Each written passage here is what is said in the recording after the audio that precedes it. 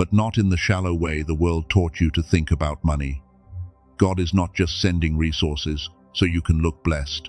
He is aligning provision with the assignment He placed inside you before people ever understood your name. This is why your financial pressure has felt spiritual. This is why the delay has felt personal. This is why certain doors closed, certain people left, and certain desires stopped satisfying you.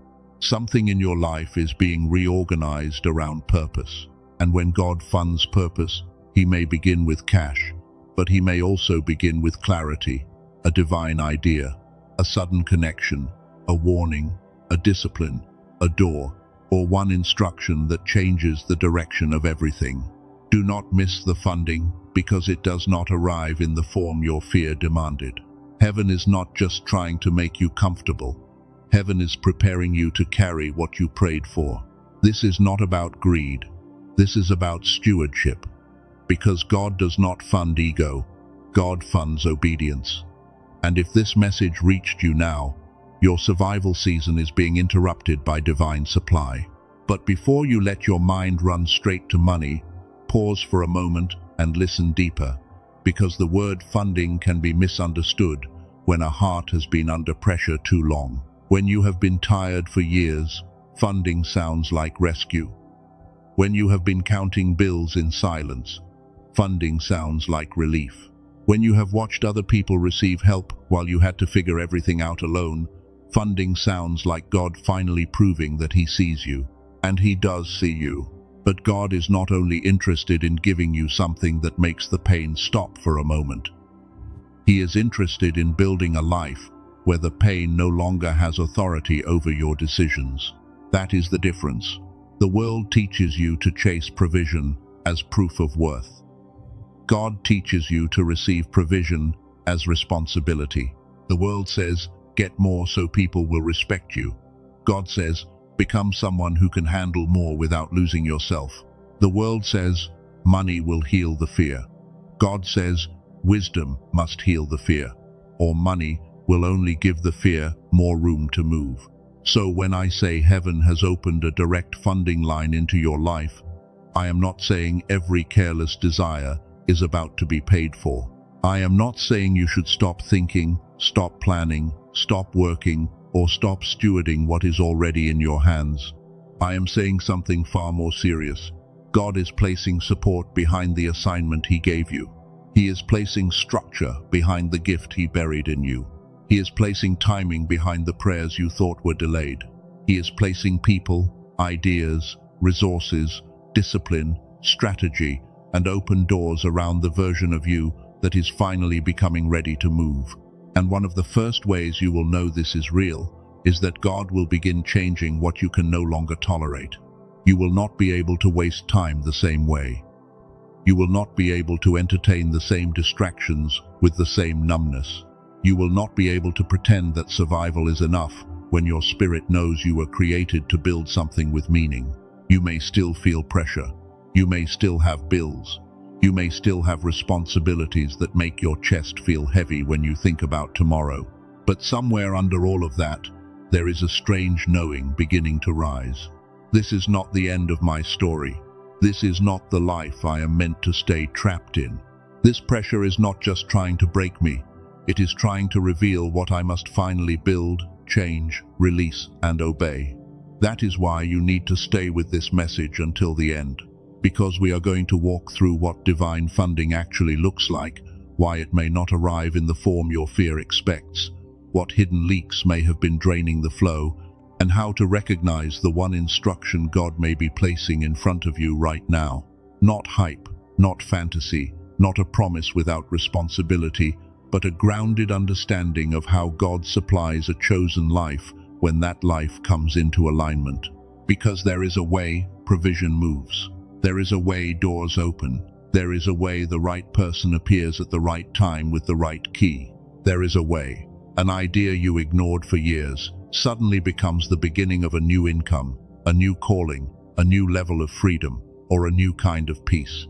But if your mind is only looking for one form of help, you may miss the help God already sent. Sometimes God funds your life with a conversation. Sometimes He funds your life with a closed door that protects you from a costly mistake. Sometimes He funds your life with a season of discomfort that finally makes you stop settling. Sometimes He funds your life with a skill you learned when nobody was paying attention. Sometimes He funds your life with a delay that keeps you from entering a room before your character can survive it. Sometimes He funds your life by removing someone who would have spent your peace, your energy, your focus, and your future before you ever realized what they were costing you. That is why this message is not just about money. Money matters, provision matters, bills matter, food matters, rent matters, debt matters, family needs matter. God is not blind to any of that. But the funding line of heaven is bigger than currency. It is the movement of God toward what He has assigned. It is the invisible supply behind visible obedience. It is the grace that meets the person who keeps saying yes when saying yes is not easy. It is the strange strength that rises after you thought you had nothing left. It is the idea that comes in the middle of pressure. It is the peace that tells you not to take the wrong opportunity, even when the wrong opportunity looks like quick relief. It is the relationship that arrives without manipulation. It is the strategy that appears after prayer, silence, maturity, and surrender finally meet. And this is where many chosen ones miss it. They ask God for provision, but they expect God to send comfort before correction. They ask God for increase, but they resist the instruction that would create capacity. They ask God to open the door, but they ignore the habits that would make them unstable once the door opens. They ask God to bless the assignment, but they keep feeding the old identity that cannot carry the assignment. So God, in His mercy, begins with alignment. Not because He is withholding, because He is protecting. He knows what sudden provision can do to an unprepared heart. He knows what visibility can do to a wounded identity. He knows what money can do when fear is still making the decisions. He knows what opportunity can do when a person has not learned the difference between an open door and a distraction. So before the flow increases, the channel has to be examined. Before the blessing expands, the leaks have to be revealed. Before the door opens wider, the person walking through it has to become more whole. And this is not punishment. This is love. You may have been asking God, why has it taken so long? But heaven may be asking, can you see what I have been building in you during the time you thought nothing was happening? Because you did not just survive those years. You learned. You learned how to keep going without constant encouragement. You learned how to pray when you did not feel anything. You learned how to work when nobody saw the effort. You learned how to carry disappointment without becoming cruel. You learned how to be alone without letting loneliness turn you into someone desperate for the wrong people. You learned how to lose things and still keep your hands open. You learned how to be misunderstood and not explain yourself to every voice that questioned your value. You learned how to wait, and waiting is not weak. Waiting can become a treasury when God uses it to store wisdom inside you. The world saw delay. God saw formation. The world saw lack.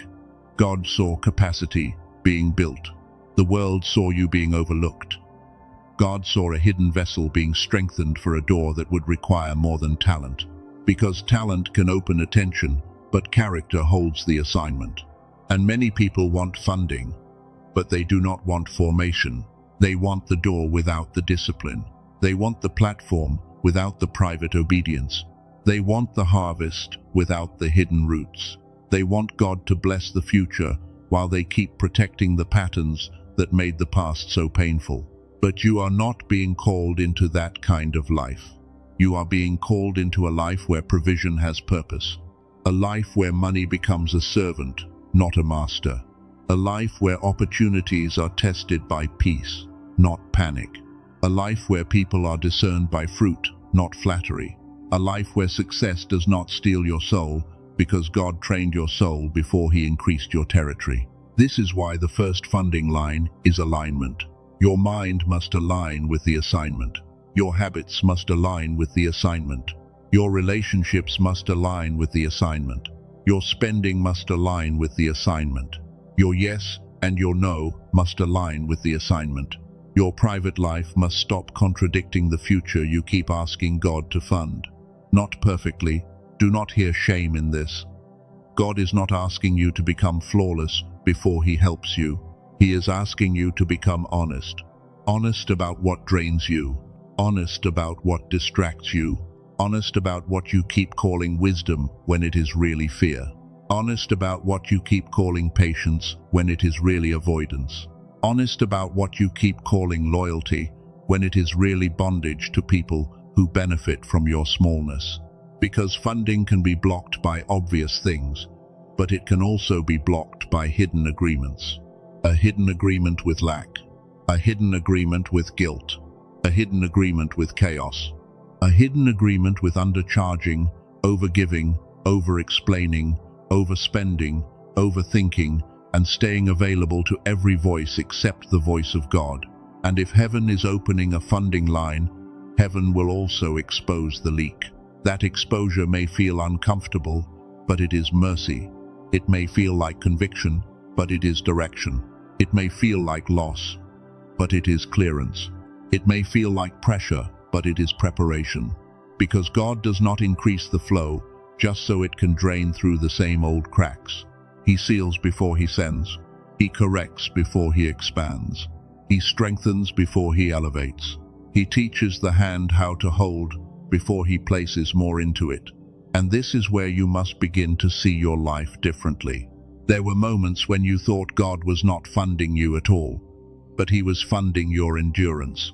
There were moments when you thought the lack meant heaven was silent, but He was funding your discernment. There were moments when you thought the closed door meant rejection, but He was funding your protection. There were moments when you thought being hidden meant being forgotten, but He was funding your roots. There were moments when you thought you were falling behind, but He was funding a maturity that cannot be rushed. That hidden funding matters, because if God gave you the palace before He gave you the wisdom, the palace could have destroyed you. Look at Joseph. Before Joseph ever stood in the palace, he carried favor in places that did not look favorable. He carried a dream before he carried authority. He carried a gift before anyone respected the cost of that gift. He carried integrity when the reward for integrity looked like more pain. He was in the pit. He was in the house of another man. He was in the prison. And still, what God placed in him did not expire. That matters for you, because Joseph did not have to chase Pharaoh. He did not have to manipulate his way into the palace. He did not have to beg the room to notice him forever. At the appointed time, a problem appeared that required the gift God had been developing in him all along. The need of the kingdom created demand for the gift of the hidden man. That is a funding line, not just money, position, access, timing, recognition, strategy, a door that no human jealousy could keep closed once God decided the season had turned. And maybe this is why your gift has felt so heavy lately. Maybe this is why your spirit has been restless. Maybe this is why you cannot return to the old rhythm, even if the new rhythm has not fully appeared. The problem your gift is meant to answer may be getting closer. The room that needs what you carry may be forming. The door that once seemed impossible may already be moving on hinges you cannot see. But listen carefully. Joseph did not step into that door bitter. He did not step into that door reckless. He did not step into that door trying to prove to everyone that they were wrong. He stepped into that door with wisdom. And that is the part many people skip. They want God to fund the dream, but they do not ask God to heal the motives. They want God to open the door, but they do not ask God to purify the reason they want the door. They want God to send the resources, but they do not ask God to make them trustworthy with the resources. Chosen one, your suffering alone is not the key. Your obedience inside the suffering is where the key is formed. Your tears matter, but tears are not the whole story. Your pain matters, but pain is not the whole preparation. Your delay matters, but delay by itself does not make a person ready. What makes a person ready is what they allow God to build in them while they are waiting. Humility, discernment, restraint, courage, focus, clean motives, a heart that can receive without worshipping the gift, a mind that can plan without panicking, hands that can hold provision without closing into greed, and a spirit that can say, God, I want what you want funded in my life, not just what my fear wants relieved. That sentence can change the way you receive. Say it inside yourself quietly wherever you are. God, fund what you have assigned in me, not just what my fear is demanding. Fund what you have assigned in me. Let that become the agreement of your spirit. Because when that prayer becomes real, your relationship with provision begins to change. You stop chasing every shiny door. You stop calling every opportunity a blessing. You stop letting urgency make decisions that wisdom never approved. You stop measuring God's faithfulness by whether He follows the exact route your anxiety imagined.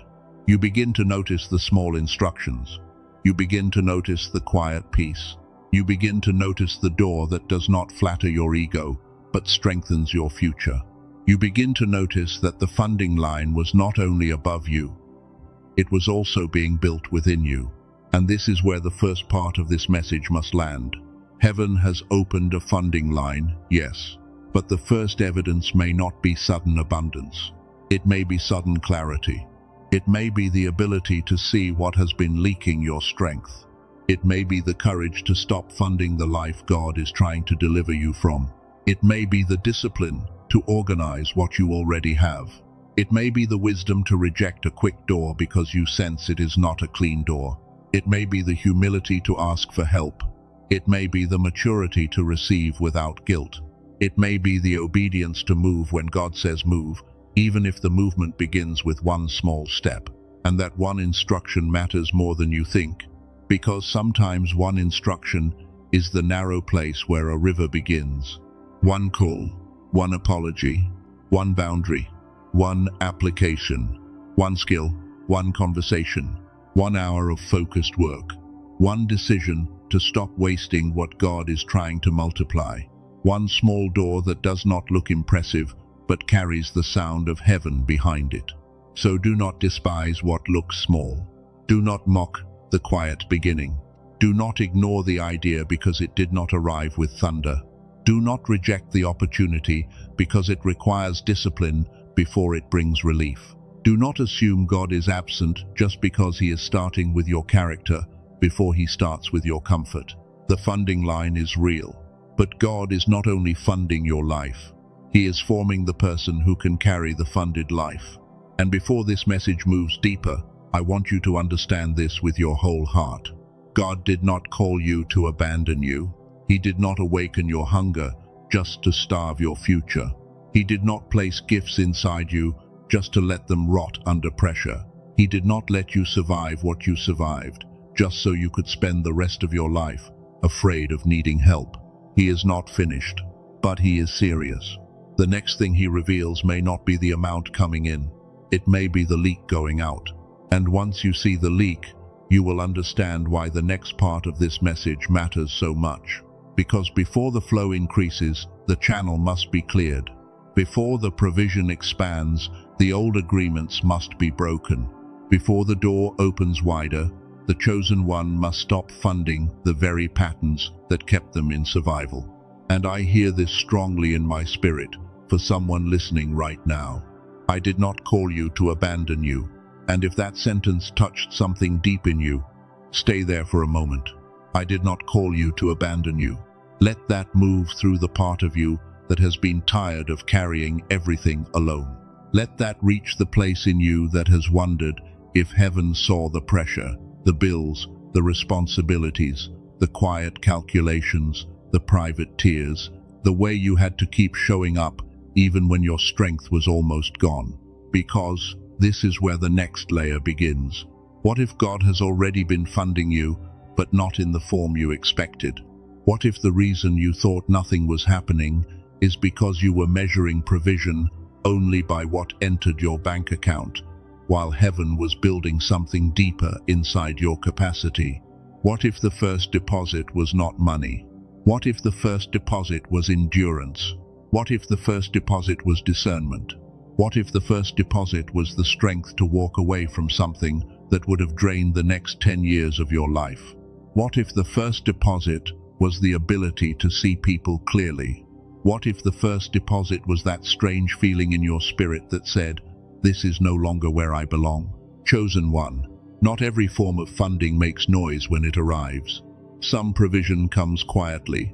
Some provision arrives as a thought that refuses to leave. Some provision arrives as a door closing before you can make a mistake that would cost you more than money. Some provision arrives as a person suddenly being removed, not because God is punishing you, but because they were connected to a leak in your peace. Some provision arrives as an uncomfortable conviction that tells you to stop spending your energy on a life God is no longer asking you to maintain. And that is why you must be careful not to call God absent, just because He is not moving in the form your fear demanded. Fear wants cash first. Fear wants proof first. Fear wants comfort first. Fear wants the full staircase before taking one step. But God often begins with something fear does not value. He begins with formation. He begins with capacity. He begins with wisdom. He begins with the part of you that must become strong enough to carry what your prayers have been asking for. Because if heaven sent more into the same old version of you, the same old patterns might spend it, drain it, fear it, sabotage it, or hand it to people who were never assigned to touch it. So God, in His mercy, funds the vessel before He increases the flow. He funds your ability to wait without collapsing. He funds your ability to hear no without losing faith. He funds your ability to recognize counterfeit doors. He funds your ability to stop explaining yourself to people who only listen long enough to twist your words. He funds your ability to sit in silence and not call every quiet season a punishment. He funds your ability to look at what is already in your hands and say, "God, teach me how to use this." That is hidden funding, and many chosen ones do not recognize it until later. They look back and realize the season they called empty was full of training. The season they called delayed was full of protection. The season they called lonely was full of separation from the voices that would have talked them out of their assignment. The season they called small was full of roots. And roots do not clap. Roots do not perform. Roots do not get attention. But without roots, the tree cannot survive the height. This is why you may have felt like your life was being held back, when really, your foundation was being funded in secret. You were learning how to survive without becoming bitter. You were learning how to give without losing yourself. You were learning how to stop confusing chaos with movement. You were learning how to stop calling exhaustion faithfulness. You were learning that not every need is your assignment. You were learning that not every open hand deserves access to what God is building in you. And if you are honest, you can feel that something inside you has changed. You do not respond to the same things the same way. You do not chase the same approval with the same hunger. You do not feel at home in certain conversations anymore. You cannot laugh at certain things the way you used to. You cannot keep pouring yourself into people who only become kind when they need something. You cannot keep pretending that survival is your permanent identity. That is not random. That is not you becoming cold. That is not you becoming selfish. That may be the first sign that the channel is being cleared. Because when heaven opens a funding line, God does not only send things in, He also removes what keeps draining things out. And this is the part many people resist. They want the increase, but they do not want the inspection. They want the new door, but they do not want the old leak exposed. They want the blessing, but they do not want to admit that some of what they call responsibility is actually bondage. They want divine supply, but they keep funding emotional agreements that heaven never signed. Chosen one. There are places in your life where provision has been entering, but it has not been staying. Not because God is weak, not because heaven is limited, not because your prayers are powerless, but because the channel has been crowded with fear, guilt, panic, and old survival patterns. And this is not said to shame you. This is said to free you, because once you can see the leak, you can stop calling the leak your destiny. One of the first leaks is fear-based decision-making. This happens when you choose from panic instead of peace. You say yes because you are afraid nothing better will come. You accept less because you are afraid asking for more will make you lose everything. You run toward a door because it is available, not because it is aligned. You stay in a draining relationship because the fear of being alone feels louder than the truth that your peace is being spent. Fear is expensive. Fear will make you buy relief and call it wisdom. Fear will make you take the wrong opportunity and call it provision. Fear will make you stay where God is trying to lead you out, because at least the old prison feels familiar. And sometimes the funding line cannot flow freely because fear keeps redirecting the resources into the old system. Another leak is emotional spending. Not only spending money, spending attention, spending energy, spending words, spending your nervous system trying to manage people who have no intention of becoming healthy, spending your peace trying to prove that you are good enough to be respected, spending your future trying to make your past feel less painful. And yes, sometimes it is financial too. Buying something because you need a moment of control, paying for things you cannot afford because you do not want to feel behind, using money to soothe a wound that actually needs truth, rest, structure, and healing. Again, this is not shame. You were trying to survive. You were trying to feel safe. You were trying to breathe. But now God is teaching you a different way, because provision that is used to numb pain will not build freedom. Provision that is used to protect an old identity will not create a new life. Provision that is used to impress people who do not carry your assignment will not multiply in peace. This is why heaven begins to make you uncomfortable with the same old relief. You start noticing that the thing that used to distract you does not satisfy you anymore. You start noticing that the purchase did not heal the ache.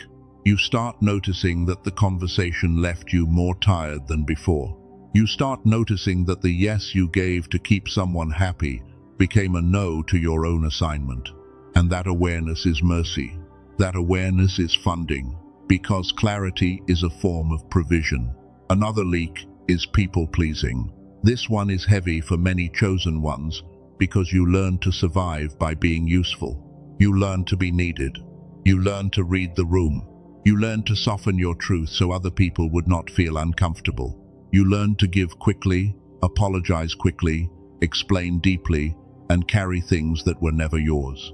And for a while, you thought that was love. But love without wisdom can become a doorway for depletion.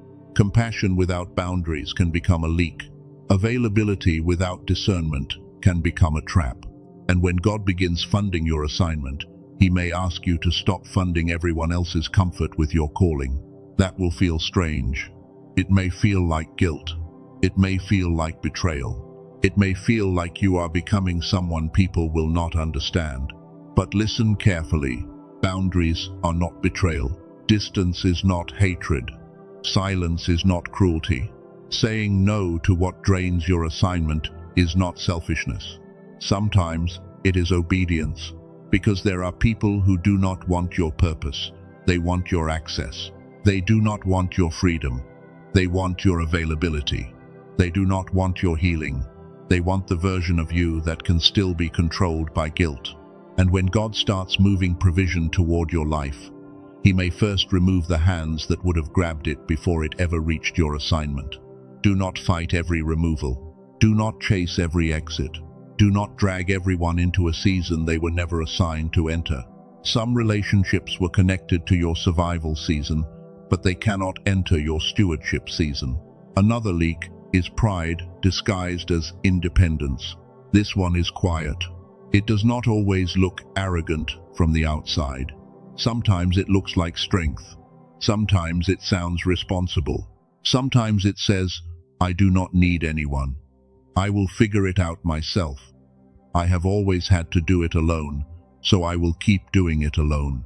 But underneath that independence may be a wound from being disappointed, A wound from asking for help and being ignored.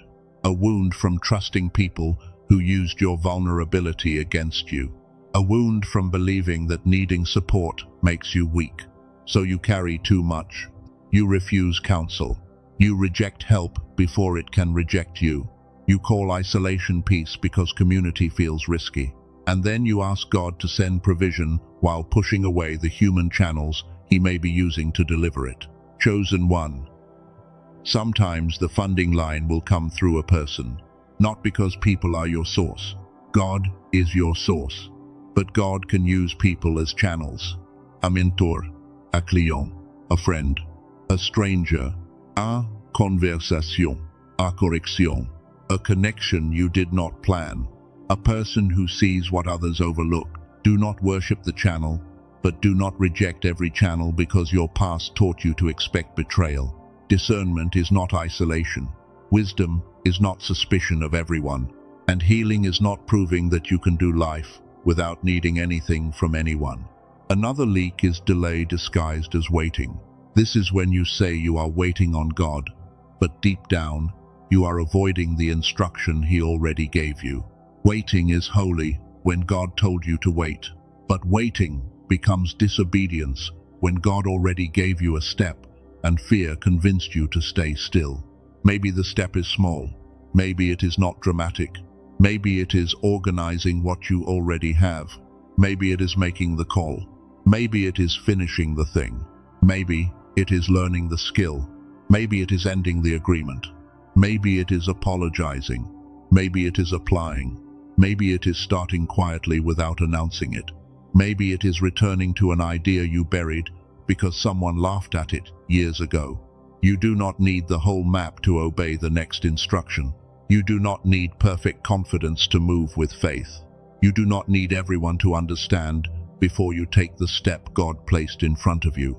Sometimes, the next level of provision is waiting on the other side of the next honest act of obedience. Not dramatic obedience. Not public obedience. Quiet obedience. The kind nobody claps for. The kind that changes your schedule before it changes your income. The kind that changes your standards before it changes your room. The kind that changes your habits before it changes your results. This is why God may be speaking to you through pressure right now. Not pressure to panic, pressure to pay attention. Because if you pay attention, you may begin to see signs that the pipeline is already opening. The first sign is that old environments no longer feel like home. You may still be physically present in the same place, but something inside you has already left. The jokes feel empty. The conversations feel smaller. The habits feel heavier. The rooms you once tried to fit into now feel tight around your spirit. This does not mean you are better than anyone. It means your assignment is requiring more oxygen. When God begins moving provision toward your next season, He often makes the old atmosphere uncomfortable enough that you stop mistaking familiarity for safety. The second sign is that you are losing tolerance for wasted time, not because you have become harsh, but because your spirit knows the hour matters. Scrolling for hours starts to feel like spiritual leakage. Arguing with people who are committed to misunderstanding you starts to feel expensive. Entertaining drama starts to feel like handing your future to something that cannot feed it. You begin to sense that attention is not small. Attention is currency. Focus is currency. Peace is currency. Energy is currency. And God may be teaching you to stop spending sacred currency on things that cannot produce fruit. The third sign is that financial pressure is creating unusual clarity. This may sound strange, but pressure can reveal patterns comfort allowed you to ignore. You begin to see where money keeps disappearing. You begin to see which commitments are draining you. You begin to see the difference between a true need and an emotional reaction. You begin to see that some of your stress is not only about income, it is about disorder. And God is not revealing that to condemn you. He is revealing it because order can become a container for provision. Chaos leaks. Order hulls. The fourth sign is that old ideas are returning. Dreams you buried, skills you forgot, Things you loved before survival trained you to be practical. A thought comes back and you say, "Why am I thinking about that again?" Maybe because it was never dead. Maybe because the seed waited for the right season. Maybe because something you dismissed years ago is connected to the way God wants to fund your future. Do not ignore the returning idea just because it looks small. Some rivers begin as a trickle. Some assignments begin as a burden. Some businesses begin as a skill you used to do for free. Some ministries begin as the pain you finally allowed God to heal. Some new seasons begin as an old gift waking up again. The fifth sign is that certain people are going quiet or leaving. This can hurt. It can make you question yourself. It can make you wonder if you did something wrong. But sometimes absence is not rejection. It is rearrangement. God may be creating space around your life so the right voices can be heard. A crowded room can hide a divine instruction. A noisy circle can make you doubt a clean word. A draining relationship can consume the focus needed to recognize a funded door. If people are leaving, do not automatically assume you are losing. Ask God for discernment. Some departures are wounds that need grieving. Some departures are deliverance you will understand later. The sixth sign is peace around one small next step. Not peace around the whole future. Not certainty about every detail. Not a full explanation of how everything will work. Just peace around one step, one conversation, one boundary, one decision, one idea, one act of organization, one return to discipline, one quiet yes. And that small peace matters, because heaven often speaks through the step that carries grace. Not the step that carries pressure to impress, not the step that carries panic, not the step that makes you feel like you have to prove your value immediately. The step that carries grace may still stretch you, but it will not violate the deepest place of peace inside you. Chosen one. This is where you need a simple practice inside your mind.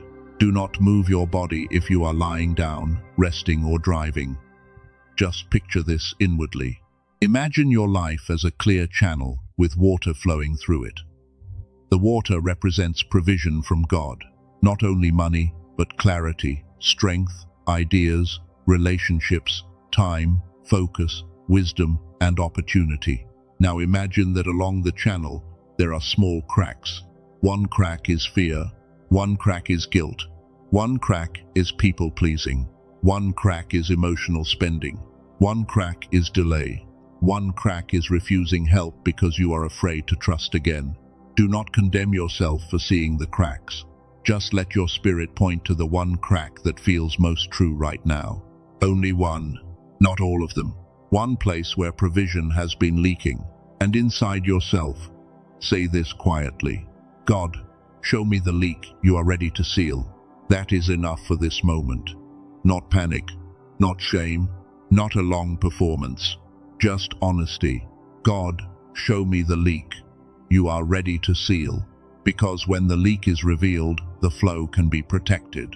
And if this message is speaking directly to you, when you are able, you can write one sentence in the comments as an agreement over your life. The leak is being sealed, not because a comment has magic power, but because sometimes your own spirit needs to hear you stop agreeing with the old pattern. The leak is being sealed. The fear is not leading anymore. The guilt is not managing the assignment anymore. The old survival identity is not deciding what your future is allowed to receive. Now, this is where the provision audit begins, not as a complicated exercise, not as something you need to write down right now. Hold it in your mind, like a lamp God is placing over your life. First, notice what is already entering your life. What strength is already there? What idea keeps returning? What person has been offering wisdom? What opportunity have you been dismissing because it did not look big enough? What skill do you already carry? What peace has been trying to guide you? What door has not fully opened yet, but keeps appearing in small ways? Do not say you have nothing too quickly. Survival often trains the mind to overlook small provision because it is obsessed with large rescue. But God often starts with what is already in the room. The widow had a little oil. Moses had a staff. David had a sling. Joseph had a gift of interpretation. Ruth had loyalty and willingness to move. You may be looking for heaven to send something dramatic, while heaven is asking what is already in your hand. Second, notice where things are draining. Where does your peace go? Where does your money go? Where does your focus go? Where does your confidence go? Who or what leaves you feeling smaller after you give access? What habit keeps stealing the energy needed for your assignment? What agreement keeps telling you that you are not allowed to receive more? This is not about obsession. This is about awareness. Awareness is one of the first ways God restores stewardship. Third, notice what is connected to your assignment and what is only connected to your old identity. There are things you keep funding because they make the old version of you feel safe. Old relationships, old habits, old image, old escape patterns, old ways of proving yourself, old ways of avoiding silence. But the funded life cannot be built while the survival life is still being worshipped. Something has to be released. Not everything at once. One honest thing, one leak, one agreement, one pattern that God is putting his finger on. And fourth, notice the next act of obedience. This is where many people get stuck because they want the act to be dramatic. But the next act may be simple. Organize the thing you keep avoiding. Have the conversation you keep delaying. Stop giving access to the person who drains your clarity. Return to the gift you buried. Take the small opportunity seriously. Ask for help. Rest without guilt. Stop spending from panic. Start building before anyone understands. That small obedience may not look like funding, but it can become the place where funding finds you. Because provision often follows alignment, and alignment often begins with one decision that nobody else sees. This is why the story of Elijah and the widow matters. The provision did not first look like abundance. It looked like almost nothing. A little flour, a little oil, a situation that seemed too small to matter. But in the hands of God, the little thing became sustained provision. Now hear this clearly. That story is not a weapon to pressure anyone into reckless giving. It is not a reason to manipulate desperate people. It is not about pretending needs are not real. It is about the mystery of obedience in a place that looks insufficient. It is about God meeting someone in the small thing. It is about heaven showing that provision does not always begin with a large visible supply. Sometimes it begins with trusting God in the little that remains. Sometimes it begins with refusing to call the small thing useless. Sometimes it begins with asking, God, what are you asking me to do with what is already here? That question can open something, because many people are waiting for more before they become faithful with little. But God often watches how a person treats the little before he trusts them with more. Not because he is cruel, because he is wise. If you despise the seed, you may mishandle the harvest. If you ignore the small door, you may not recognize the larger room. If you waste the quiet instruction, you may not be ready for the public opportunity. So do not curse the little. Do not mock the beginning. Do not compare your small oil to someone else's full barn. Comparison is another leak. It makes you disrespect your portion. It makes you resent your process. It makes you blind to the exact place God is trying to meet you. Chosen one, your portion may look small right now, but if God has placed his hand on it, it is not small in heaven. The question is not only, how much do I have? The question is, what is God asking me to do with what I have? That is stewardship. That is where hidden funding becomes visible. Because the moment you begin to steward what is already in your hands, you stop living as if provision can only come from outside. You begin to partner with God from the inside. Your attention becomes cleaner. Your choices become calmer. Your yes becomes stronger. Your no becomes sacred. Your energy stops bleeding into everything that asks for it. Your money stops being only a place of fear and starts becoming a place of wisdom. Your time stops being swallowed by noise and starts becoming soil for purpose. Your relationships stop being measured only by history and start being measured by fruit. And slowly, You begin to feel it. The channel is clearing. The old agreements are weakening. The panic is losing authority. The fear is no longer the loudest voice in the room. You may still not know every detail. You may still be in process. You may still have real responsibilities. But something inside you begins to stand differently, because you realize God has not only been preparing provision for you, He has been preparing you for provision, and that changes everything. It means the hidden years were not wasted. It means the quiet strength mattered. It means the correction is not rejection. It means the exposure of the leak is not condemnation. It means the removal of certain people is not always loss.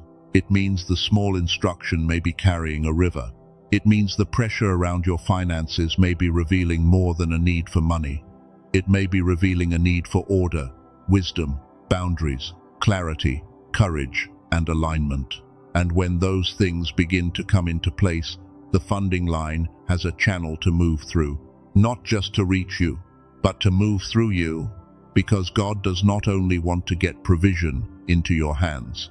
He wants to get purpose through your hands. He wants to get healing through your hands. He wants to get wisdom through your hands. He wants to get solutions through your hands. He wants to get generosity through your hands. He wants to get something into the earth through the life He has been forming in secret.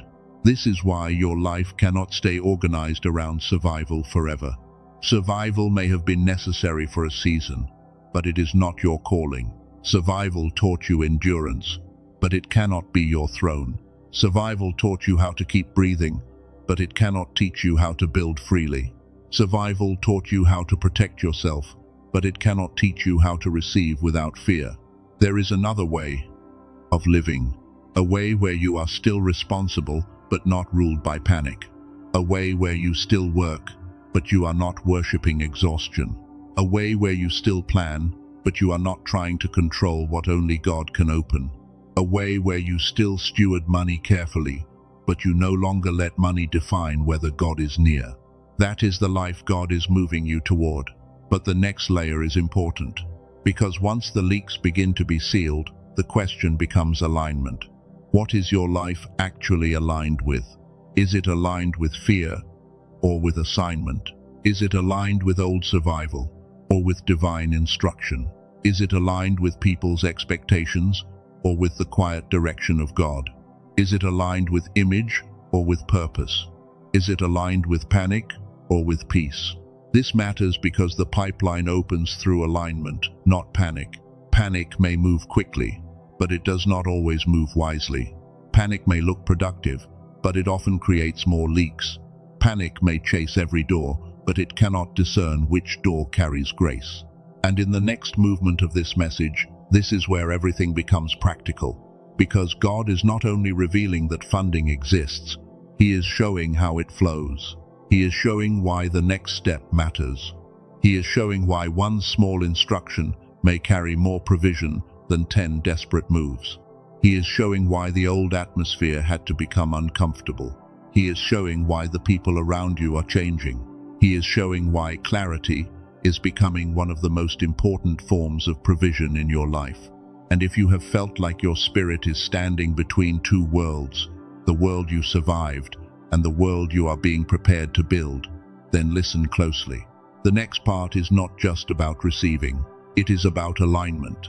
Because heaven can open the line, but your life must become a channel that can carry the flow. And that is why alignment matters more than panic. Because panic will make you move, but it will not always make you move in the right direction. Panic can make you look busy while your spirit is still confused. Panic can make you chase 10 doors while ignoring the one door that carries peace. Panic can make you call pressure a sign from God, when sometimes pressure is only fear trying to sit in the driver's seat. And chosen one, this is where you have to understand something that can change the way you receive provision. The funding line of heaven is not a slot machine. It is not random. It is not God throwing blessings into the air and hoping they land somewhere near you. It is not about trying to perform enough spiritual emotion to force a door open. It is not about begging until heaven finally feels sorry for you. The funding line of heaven moves through relationship, instruction, timing, obedience, capacity, stewardship, and alignment. It moves when your life begins to agree with what God has been saying. It moves when your decisions stop contradicting your prayers. It moves when your attention stops feeding the old life while your mouth keeps asking for the new one. It moves when your private choices begin to match the future you say you are ready to carry. And this is not about perfection. Do not let shame twist this. God is not waiting for you to become flawless before He helps you. He is inviting you to become aligned. There is a difference. Perfection says, I must never make a mistake.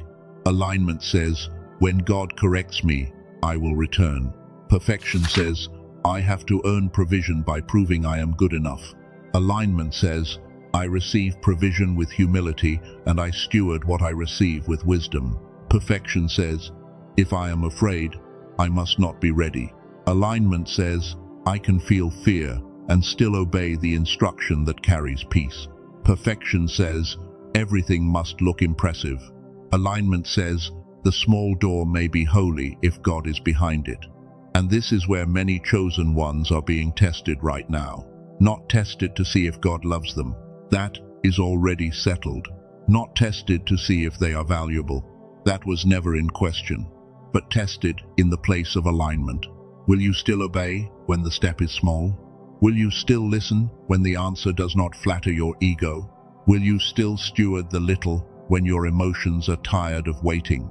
Will you still choose the clean door when the fast door looks easier? Will you still trust God when He funds your next step instead of showing you the whole staircase? Because this is the next revelation. God often funds the next right step, not the entire dream at once, not the whole map, not the full explanation, not the complete guarantee that fear keeps demanding. The next right step, the next conversation, the next decision, the next boundary, the next act of discipline, the next skill to sharpen, the next habit to break, the next opportunity to take seriously, the next idea to stop dismissing, the next act of order that makes your life a better container for what you have been praying for.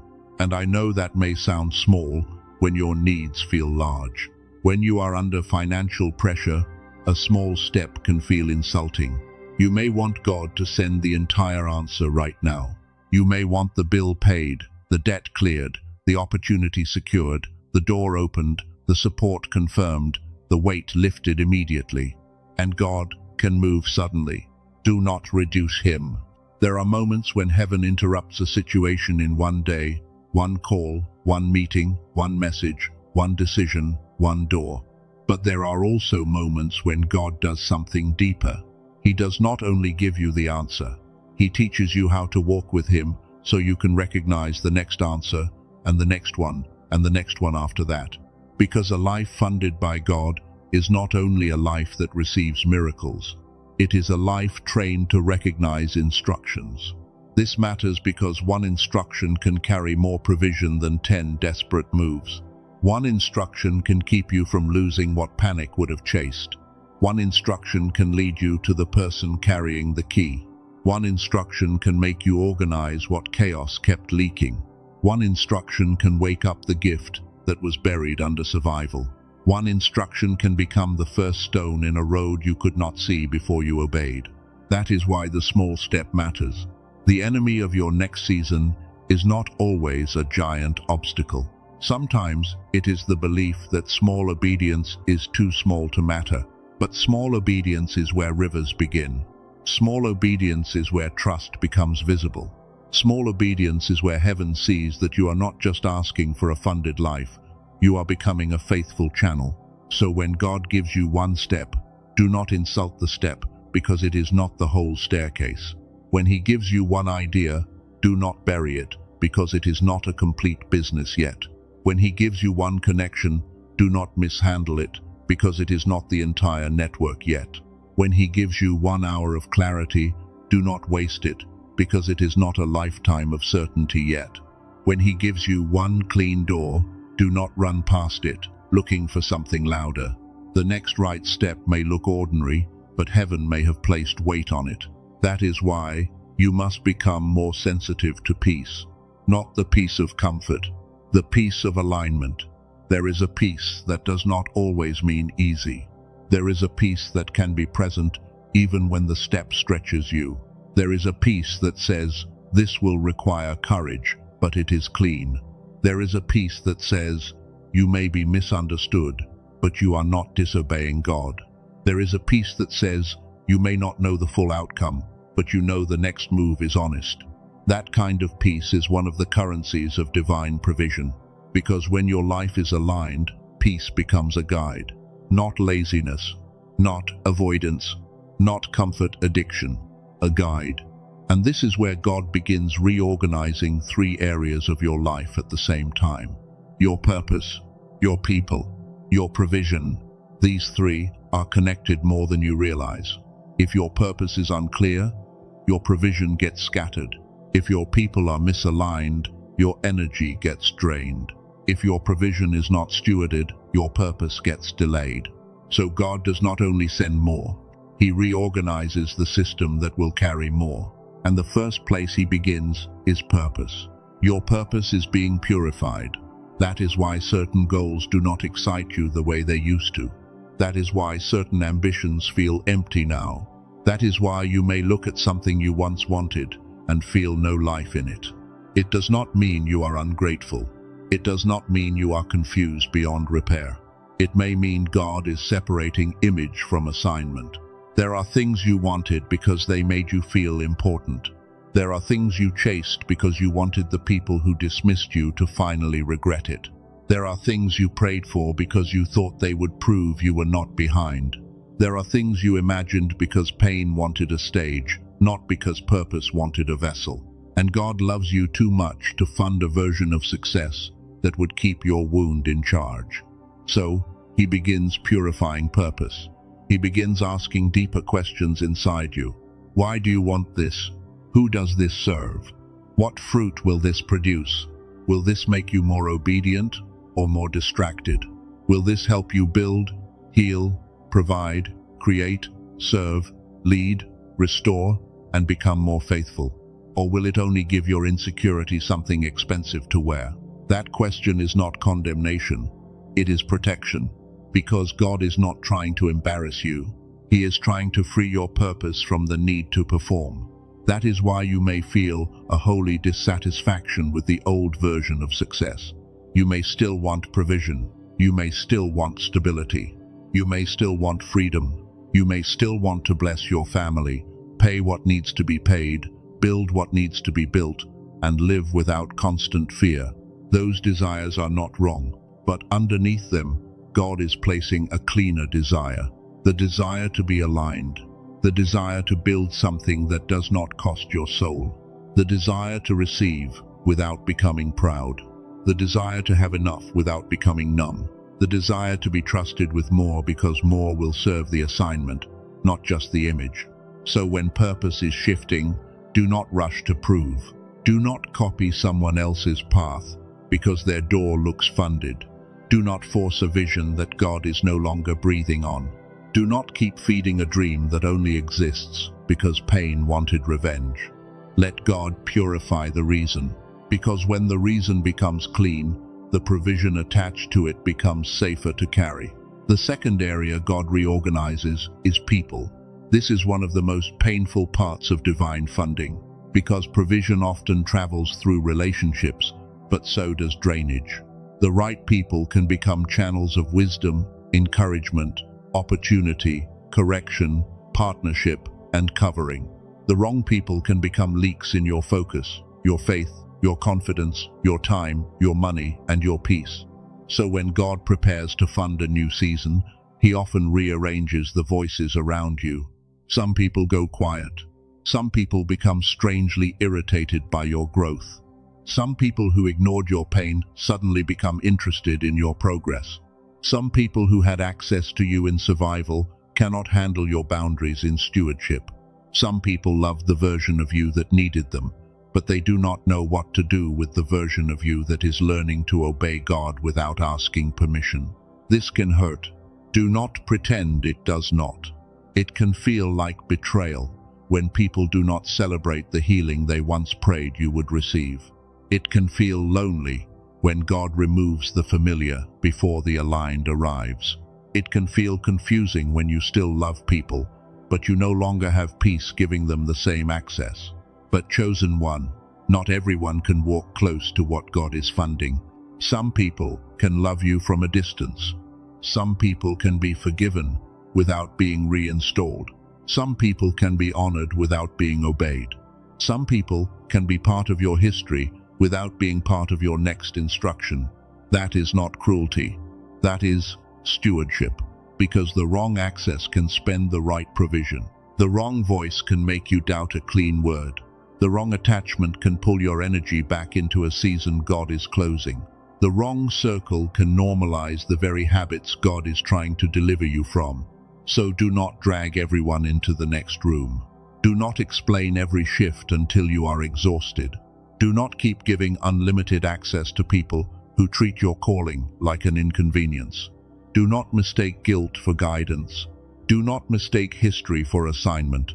And do not panic if the room gets quieter.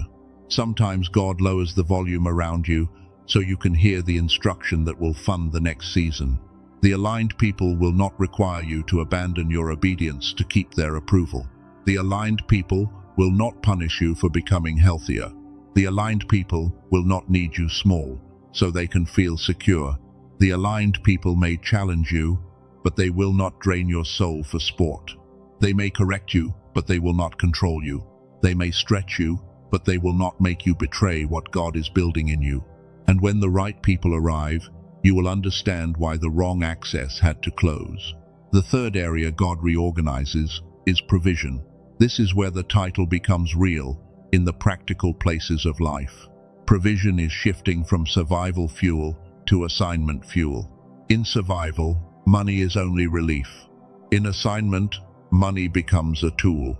In survival, opportunity is something you grab because you are afraid nothing else will come. In assignment, opportunity is something you discern because not every open door is God's door. In survival, you spend to feel safe. In assignment, you steward to build something stable. In survival, you measure provision by how quickly the pressure disappears. In assignment, you measure provision by whether it helps you obey God more clearly. This is a major shift, and it may feel uncomfortable at first because survival has trained your nervous system to want immediate relief above long-term alignment. So when God starts reorganizing provision, you may feel tension. Part of you will want to grab the first thing that looks like help. Part of you will want to spend before you stabilize. Part of you will want to say yes before you discern. Part of you will want to announce before you build. Part of you will want to prove before you are planted. But God is teaching you another rhythm. Receive, discern, steward, build, multiply, and do it with peace. Not slowly because you are afraid, not quickly because you are panicking, but faithfully because you are listening. This is where you must learn to ask better questions. Not only will this bring money, ask, will this bring alignment? Not only will this give me attention, ask, will this strengthen my assignment? Not only will this relieve pressure today, ask, will this create wisdom for tomorrow? Not only can I afford this, ask, is this helping me build the life God is funding? Not only do I want this, ask, can I carry this with peace? These questions are not meant to make you overthink. They are meant to make you sober, because provision without sobriety can become a trap. And God is not opening a funding line so you can become trapped by the thing you prayed for. He is opening it so you can become free enough to build what He placed inside you. This is where the open hand protocol becomes important. And you do not need to move physically to practice this. You can do it inwardly, right where you are. Picture your life as two hands before God. One hand has been holding what needs to be released.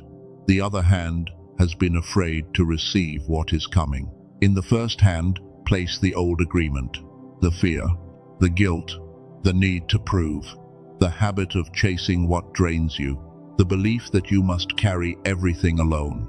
the version of you that survived but cannot lead the next season. Do not hate that version of you. That version helped you survive. But survival is not the same as destiny. Now, in your mind, let that hand open. Not dramatically, not with pressure, just open. And in the other hand, imagine God placing the next right step. Not the whole future, not the full amount, not every answer, just one step that carries peace. Maybe it is order, maybe it is a boundary, maybe it is a conversation, maybe it is focus, maybe it is returning to your gift, maybe it is receiving help without shame, maybe it is saying no without explaining for an hour, maybe it is saying yes to the small door you kept dismissing. Now hold this sentence inside your spirit. I release what drains the flow, and I receive the step that carries grace. That is the open hand. Release, receive, steward, multiply, not with panic, with alignment. If this feels true for you, and only if it feels right, you can place one short sentence in the comments as an agreement. I receive the step that carries grace. That is enough. Because sometimes your next season does not begin with a loud declaration.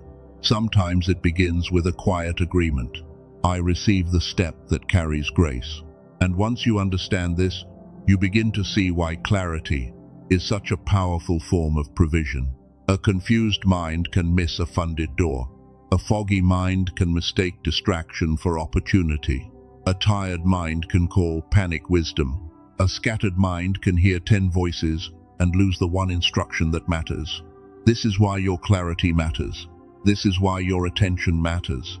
This is why your inner state matters. Because God may be speaking, but the noise around your life may be competing with the instruction. There are moments when the issue is not that heaven is silent. The issue is that the mind is too crowded to recognize the signal. Crowded with fear, crowded with comparison, crowded with old conversations, crowded with financial pressure, crowded with emotional exhaustion, crowded with voices that are not assigned to your future. And when your inner world is crowded, provision can be near and still feel far. Not because God is far, because the channel is full of static. This is why, later in this message, I will speak briefly about a simple 7-minute clarity tool that some people use to support focus, attention, and a calmer inner state. Not as magic, not as a replacement for prayer, obedience, wisdom, or stewardship, but as a support for the part of you that needs to become quiet enough to recognize what God may already be showing you. Because clarity can become a key. And sometimes the door is not locked because God refused to open it. Sometimes the door feels locked because your mind has been too exhausted to see the handle. But before we go there, the foundation must remain clear. No tool can replace obedience. No resource can replace surrender. No opportunity can replace character. No amount of money can replace wisdom. And no open door can bless you if it pulls you away from the assignment God is funding. That is why alignment must come first. Now listen carefully. The next right step is often protected by peace, but it may also be surrounded by fear. This is why discernment matters. Do not assume fear means stop. Do not assume pressure means go. Do not assume excitement means God. Do not assume delay means no. You need a deeper way of listening.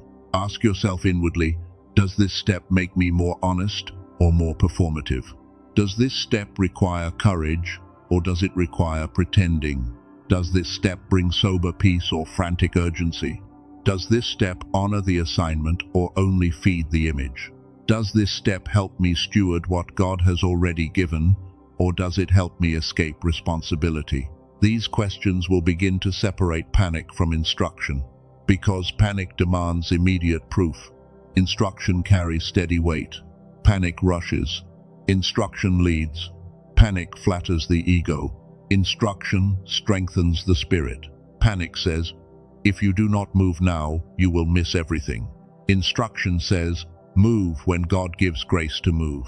Panic makes you afraid of being behind. Instruction makes you faithful with what is in front of you. And this is how the pipeline opens. not through frantic striving, not through spiritual performance, not through trying to force a blessing to appear before its time, but through a life that becomes increasingly available to God's direction, available in thought, available in habit, available in motive, available in schedule, available in relationships, available in stewardship, available in the hidden places where no one claps, but heaven sees. Chosen one, you are being moved from random effort into aligned obedience. That is why certain things are losing their taste. That is why old distractions feel heavier. That is why the wrong rooms feel louder. That is why you're beginning to sense that time is more sacred than you used to believe. God is not only trying to give you more, He is trying to make your life more direct, less scattered, less divided, less ruled by fear, less available to every demand, less addicted to urgency, more rooted, more focused, more discerning, more honest, more prepared, more capable of carrying provision without losing peace. And there is a small door in front of you that you must not despise. It may not look dramatic. It may not look like the answer you pictured. It may not impress the people who only respect large, visible moves. But it carries grace. And grace is more important than appearance. A small door with grace is better than a large door with confusion. A quiet opportunity with peace is better than a loud opportunity with compromise. A simple instruction from God is better than 1,000 impressive options that leave your spirit restless. Do not despise the small door. Do not despise the quiet beginning. Do not despise the step that looks like discipline before it looks like breakthrough. Do not despise the conversation that feels ordinary but carries a key. Do not despise the idea that returns without fireworks. Do not despise the skill that seems too simple to matter. Do not despise the place where God is asking you to begin again, but this time with wisdom, because the river may be hidden behind what looks small. And I hear the Father saying this to the one who has been tempted to overlook the quiet door, because it did not arrive with thunder. Do not despise the small door. I hid a river behind it. Let that settle in you. Do not despise the small door. I hid a river behind it. This means you cannot judge the next step only by its size. You must judge it by its source. Did God give grace for it? Does peace rest on it? Does it require obedience? Does it make you more honest? Does it strengthen your future? Does it align with the assignment? If yes, then take it seriously. Because provision may not first arrive as a flood. It may arrive as a stream. And the stream becomes a river when you stop abandoning the small beginnings God is using to train your trust. This is why the next season will require a different kind of discipline. Not harsh discipline, not self-hatred, not waking up every day and punishing yourself into productivity. Sacred discipline, the kind that says, my attention matters, my peace matters, my yes matters, my no matters, my habits are shaping the channel. My obedience is not small. My private life is not separate from my public calling. What I do when nobody is watching is part of what heaven can trust me to carry. That kind of discipline does not come from fear. It comes from reverence. You begin to treat your life as something God is funding. You begin to treat your mind as a place where instructions can land. You begin to treat your time as soil. You begin to treat your energy as sacred currency. You begin to treat your money as a tool that must be directed, not a force that controls your emotions. You begin to treat your relationships as gates, not just habits. You begin to treat your dreams as assignments that require structure. And as this happens, you become a channel, not a perfect channel, a willing channel, a correcting channel, a learning channel, a channel that can be cleaned, a channel that can be widened, a channel that can carry more because it no longer worships more. And this is the difference between panic and alignment. Panic says, I need more because I am not safe. Alignment says, I will steward what I have, while God teaches me to carry what is next. Panic says, I must prove I am not behind. Alignment says, I will obey the step God placed in front of me. Panic says, every delay is rejection. Alignment says, some delays are protection, preparation, and timing. Panic says, I have to force the door. Alignment says, I will knock where God gives grace, and I will not worship a door He did not open. Panic says, money will make me whole. Alignment says, God makes me whole, and provision becomes a tool in a healed hand. This is the transformation happening in you. You are not only being prepared to receive, you are being prepared to receive without being ruled. You are being prepared to build without becoming obsessed. You are being prepared to steward without fear. You are being prepared to have more without becoming less yourself. And yes, this may touch your finances. It may touch your work. It may touch your business. It may touch your family. It may touch your opportunities. It may touch the way you think about income, support, resources, and open doors. But it begins deeper than all of that. It begins with agreement. Your life agreeing with God.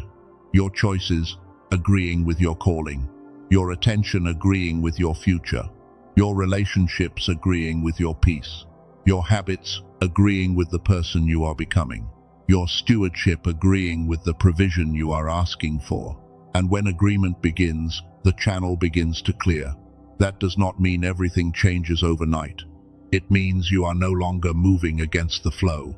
It means you are no longer funding the old life while begging for the new one. It means you are no longer using fear as your financial advisor. It means you are no longer giving guilt the authority to manage your assignment. It means you are no longer calling chaos normal.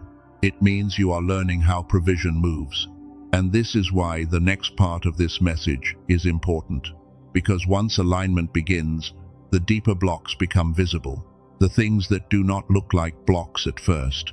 Unworthiness, control, forcing, fear of being seen, fear of receiving, fear of success, fear of losing yourself if life finally changes. These are not small things, because sometimes the funding line is not blocked by a lack of opportunity. Sometimes it is blocked by the part of you that does not feel safe receiving what you prayed for. Sometimes the door is opening, but your old identity is still whispering, "This cannot be for me." Sometimes the provision is near, but fear is trying to convince you to run back to what is familiar. Sometimes God is sending help, but pride is calling help dangerous. Sometimes heaven is giving clarity, but exhaustion is making the signal feel faint. So the next layer is not about blaming you. It is about freeing you. Because if God is opening the line, then everything that blocks the channel must be brought into the light.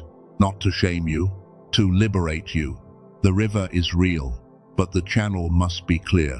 And the next part is where the channel gets examined with truth, compassion, and courage.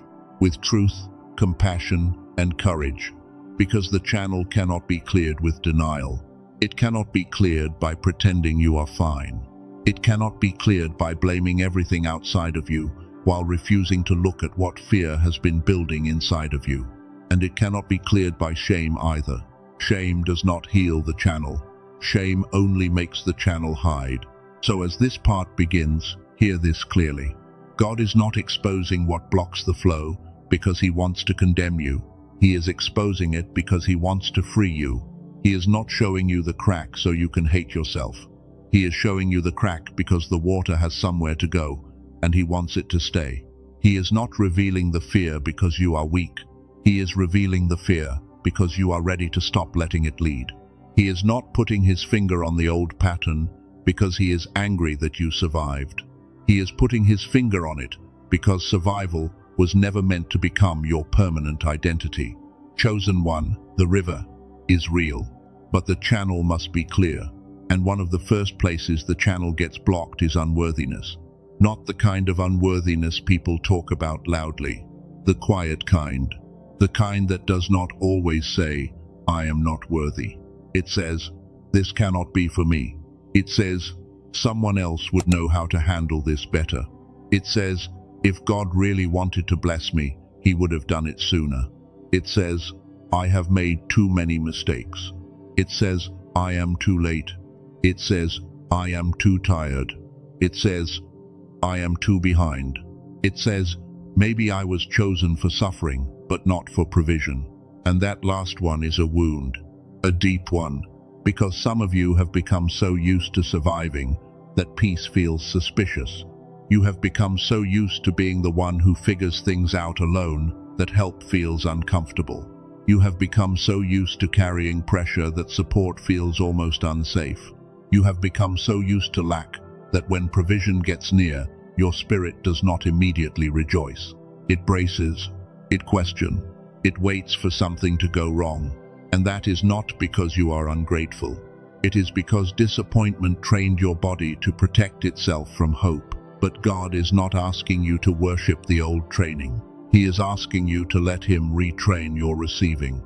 Because you can pray for provision and still reject the form in which it arrives if you do not feel worthy of receiving it. You can ask God for open doors and then shrink when the door opens. You can ask God for support and then push away the person carrying wisdom. You can ask God for increase and then sabotage the opportunity, because somewhere inside you, survival feels safer than responsibility. You can ask God for a funded life and still keep living as if heaven made a mistake by choosing you. That is why this has to be addressed. Not with hype, not with a shallow declaration, not with pretending the wound is not real, but with truth. You are allowed to receive. You are allowed to be supported. You are allowed to outgrow the version of life where everything depends on your exhaustion. You are allowed to stop proving your pain before you accept help. You are allowed to have peace without apologizing for it. You are allowed to be blessed without explaining to everyone why God chose to be kind to you. You are allowed to steward more. You are allowed to become stable. You are allowed to leave survival without feeling like you betrayed the version of you that had to survive. And you do not owe anyone an apology for becoming someone who can finally carry what God has been preparing. But receiving requires a new agreement. The old agreement says, I must earn everything by suffering enough. The new agreement says, I receive by grace, and I steward with wisdom. The old agreement says, if I rest, everything will fall apart. The new agreement says, God is not asking me to worship exhaustion. The old agreement says, if I am supported, I am weak. The new agreement says, support can be one of the ways God strengthens the assignment. The old agreement says, I must stay small so people do not feel uncomfortable. The new agreement says, I will not shrink from what God is funding. This does not mean you become proud. It means you stop calling rejection humility. It means you stop confusing self-abandonment with holiness. It means you stop treating your own needs as if they are always a burden. It means you let God teach you how to hold provision without fear and without arrogance. Because true stewardship requires both humility and permission. Humility says, God is the source. Permission says, I am allowed to receive what the source sends. If you only have humility without permission, you may keep pushing away what God is trying to place in your hands. If you only have permission without humility, provision can become ego. But when humility and permission meet, receiving becomes sacred. This is where the channel begins to open. But there is another block. Control. Control is what happens when you trust God with your mouth, but keep demanding that He follow the route your fear designed. Control says, God, provide for me, but do it in the exact way I already understand. Control says, God, open a door, but make sure it does not require uncertainty. Control says, God, send the answer, but do not ask me to release the pattern that makes me feel safe. Control says, God, bless my future, but let me keep managing every detail from the old version of myself. And again, this is not about shame. Control often begins as protection. You learned control because life felt unpredictable. You learned control because people disappointed you. You learned control because when you were younger, maybe no one was there to carry what should have been carried for you. You learned control because you had to think ahead, plan ahead, feel the room, read the tone, calculate the danger, and make sure nothing collapsed. Control may have helped you survive, but control cannot lead you into divine provision. It can build a cage and call it safety. It can confuse predictability with peace. It can make you choose the familiar burden over the unfamiliar blessing. It can make you reject a clean door because it does not come with enough guarantees. And sometimes, control will make you pray for God to move while secretly resisting every movement that does not let you remain in charge. That is a hard truth, but it is a healing truth, because surrender is not laziness. Surrender is not doing nothing. Surrender is not abandoning responsibility. Surrender is not ignoring wisdom, planning, preparation, discipline, or action. Surrender is obedience without panic. Surrender is planning without worshipping the plan. Surrender is acting without demanding that every outcome bow to your fear. Surrender is saying, God, I will move when you give grace to move, and I will stop when you remove peace. Surrender is holding the door open in your heart, but not forcing your way through one God has not opened. Surrender is being responsible without pretending you are the source. And chosen one, this is where provision becomes different. When you live from control, you treat every opportunity like it might be the last one. When you live from surrender, you understand that God is not limited to one channel. When you live from control, you cling to people because you are afraid no one else will help. When you live from surrender, you can honor people without making them your source. When you live from control, you force timing. When you live from surrender, you still prepare, but you do not let delay destroy your faith. When you live from control, money becomes a god because it feels like safety. When you live from surrender, money becomes a tool because God remains your source. That is the shift. This is why you cannot build a funded life with a panicked spirit, because panic may build fast, but it rarely builds clean. Panic will rush you into rooms your discernment told you not to enter. Panic will make you say yes to what peace never confirmed. Panic will make you interpret every delay as rejection. Panic will make you take provision into your own hands and then ask God to bless what fear created. And that leads to the next block. Forcing. Forcing is when you try to manufacture what was meant to be received through alignment. Forcing is when you push a door because you are tired of waiting. Forcing is when you ignore red flags because the opportunity looks like relief. Forcing is when you pressure a relationship to become what only God can confirm. Forcing is when you try to turn a small instruction into a public performance before it has roots. Forcing is when you spend the promise before the provision has arrived. Forcing is when you mistake movement for obedience. And this one can be difficult because forcing often looks productive. It looks like hustle. It looks like ambition. It looks like taking action. It looks like finally doing something. And action is not wrong. You are not called to be passive. You are not called to sit in fear and call it faith. But action must be aligned. Action must be clean. Action must be tested by peace, wisdom, fruit, and timing. Because not every fast door is a God door. Not every paying opportunity is provision. Not every person who offers access is assigned. Not every urgent thing is important.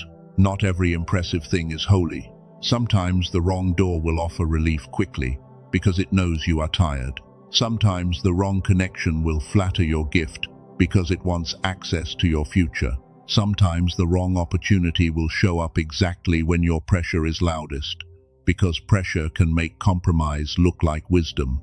So you must become slow enough inside to discern. This does not mean you delay forever. It means you stop letting desperation choose for you. A desperate yes can become an expensive yes. A fear-based yes can cost more than it pays. A rushed yes can open a door that takes years to close. A prideful yes can put you in a room where your gift is used, but your spirit is drained. A guilty yes can keep funding the same pattern God is trying to end. Chosen one. Fast money can become expensive if it costs alignment. Fast access can become expensive if it costs peace. Fast attention can become expensive if it costs integrity.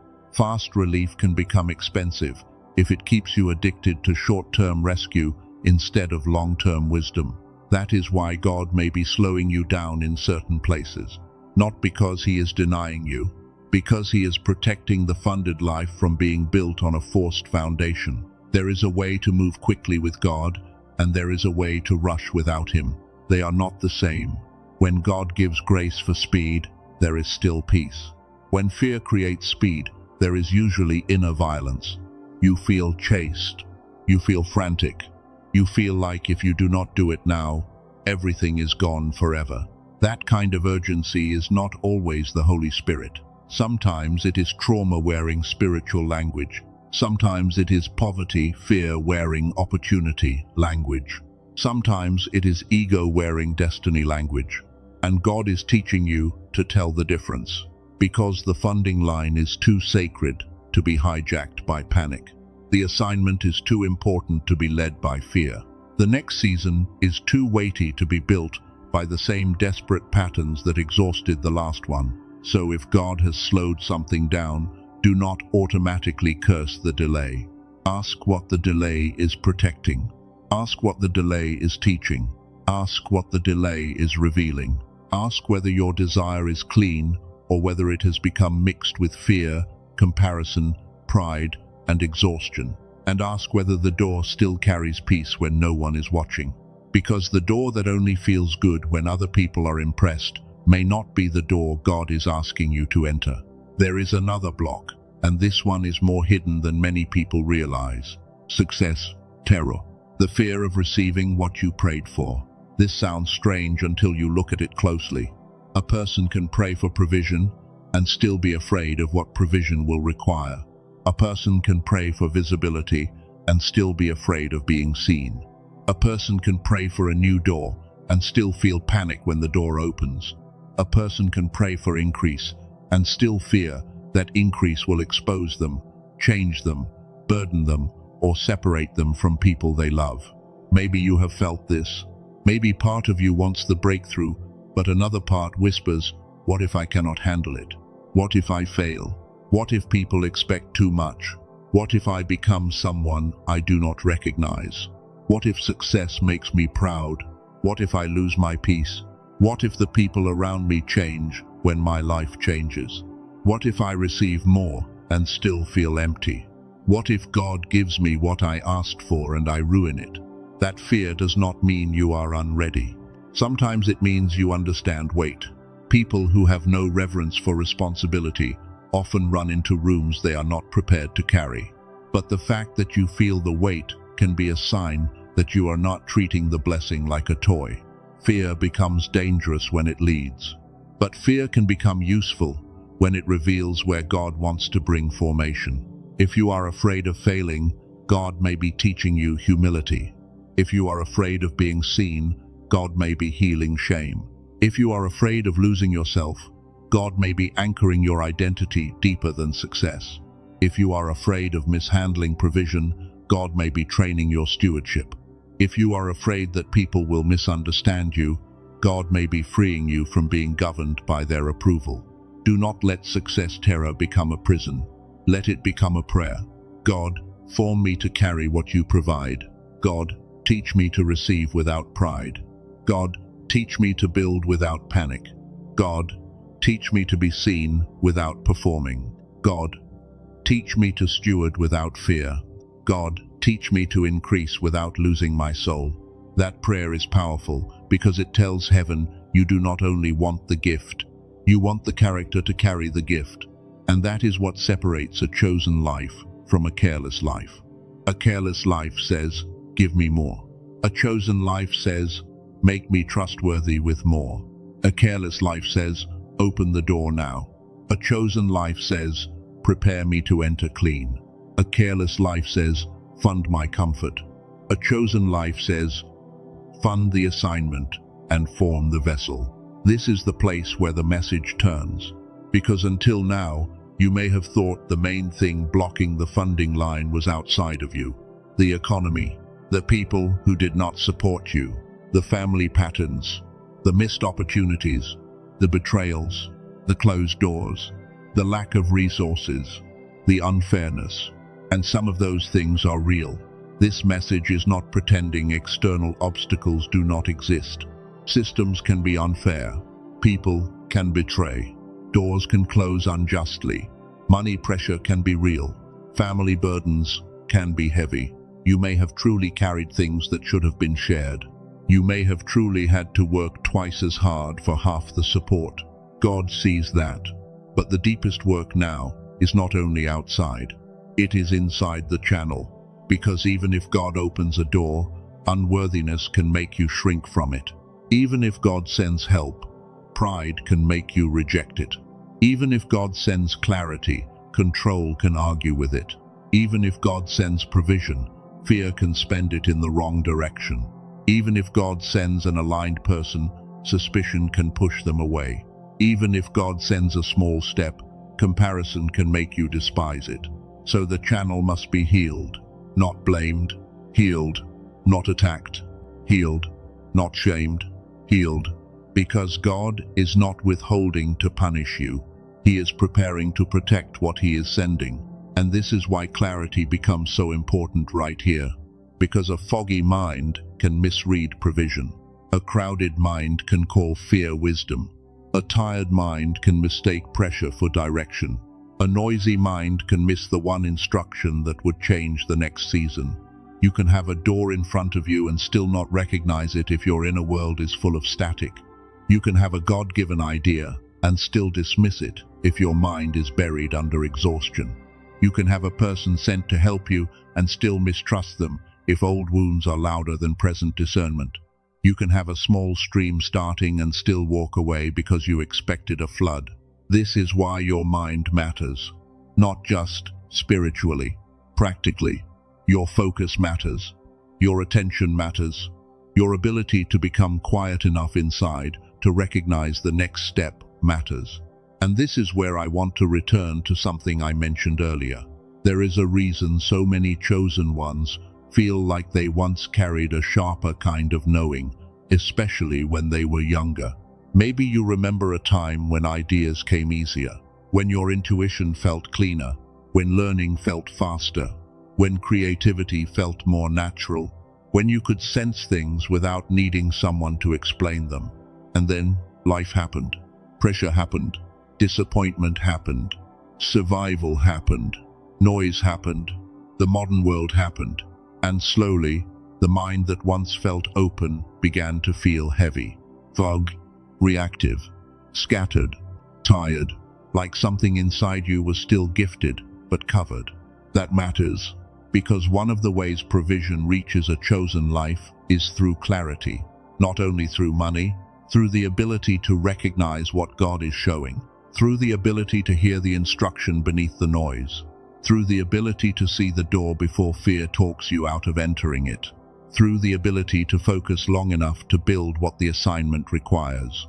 And this is why I want to share something with you carefully, not as magic, not as a replacement for prayer, not as a replacement for obedience, not as a replacement for wise financial decisions, discipline, counsel, work, or stewardship, but as a tool for those who feel led. There is a 7-minute audio ritual called the Genius Song that was created around the concept of brainwave entrainment, especially the gamma state, which is often associated with heightened focus, learning, creativity, and a deeper sense of flow. The reason I mention it here is not because a sound file replaces God. It does not. The reason I mention it is because many chosen ones are not only under financial pressure, they are under mental pressure. They are trying to discern open doors with a mind that has been exhausted by survival. They are trying to hear God while their attention is being pulled in 100 directions. They are trying to build a funded life while their inner state is still crowded with static. And sometimes, the most practical next step is not to chase another door. Sometimes the next step is to become clear enough to recognize the door God has already placed near you. There was a man in his 50s who had been unemployed for a long time after his company downsized. And what hurt him was not only the lost job, it was the feeling that the sharpness he once had was gone.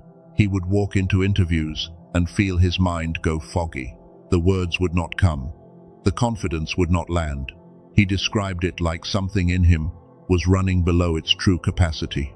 After using the 7-minute audio consistently, he said the first thing that changed was not his resume, it was his clarity.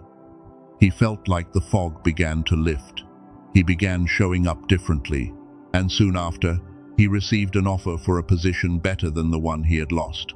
Now hear me clearly. That does not mean every person will have the same timeline. That does not mean a 7-minute audio guarantees a job, money, or a sudden miracle.